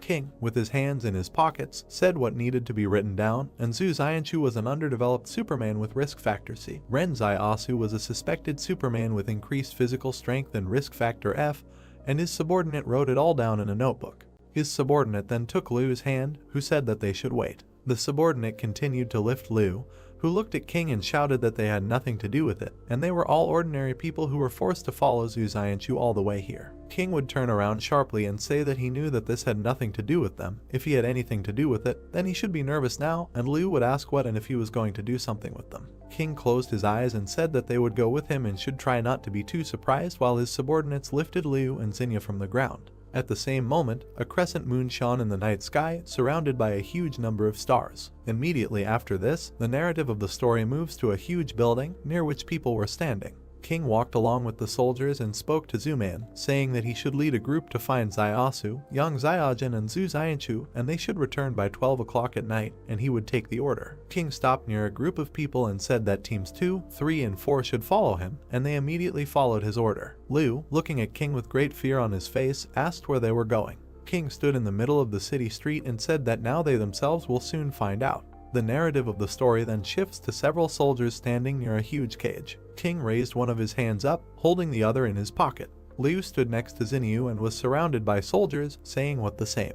In that same cage, with a chain on his arm, lay a gray, scary monster. Liu asked that the teeth marks on Zhu's body were not the same, while everyone else was standing right next to the monster's cage. King would quickly turn around and say that they seemed to know a little about him and had seen the bodies he had bitten. Xinyu looked forward with great fear and asked what this was all about. King, standing right in front of this monster, said that they were a product of the pre-catastrophe period, and they had only recently learned of their existence, and they should be called test subjects. Xinyu looked straight at King and asked about the test subjects, and he said that he must have recently escaped from the walls of some laboratory. King, with his head down, continued to say that they were all surprised how they survived to their days, because this is a living example. Xinyu, looking in his direction, said that this means that they came here for this sample and to find the laboratory that once held these experimental subjects captive. Suddenly, King turned his serious gaze to the side. King, standing still, says he doesn't know if they know that multicellular organisms like humans use cell division as the basis for growth and reproduction. He then went on to say that one would assume that cell division should be endless, but the strange thing is that all human cells stop at an average of 50 divisions, after which irreversible decay sets in, and he imagined several microcells in his head. King looked to the side and said that it is for this reason that a person's life expectancy is limited, he grows old and dies. Xinyu looked away as King continued to say that, well, that doesn't mean it can't be changed. King said he suspected the lab had developed a technology that made cells divide endlessly, increasing the body's metabolic cycle and lifespan, and focused his attention on the metal gate in the brick building. King reloaded his gun and said that, but they didn't expect that by doing this, they would create these monstrous and inhumane creatures, and these human-modified test subjects had completely lost their sanity as human beings. King suddenly left his gun directly into the monster's cage and continued to say that, but their physical strength and agility are far superior to ordinary people, while he looked forward with a menacing gaze. The monster abruptly grabbed the gun with its teeth and crushed it, while King said that they had to use 5 battle groups and sacrifice many of their people to capture at least one object alive.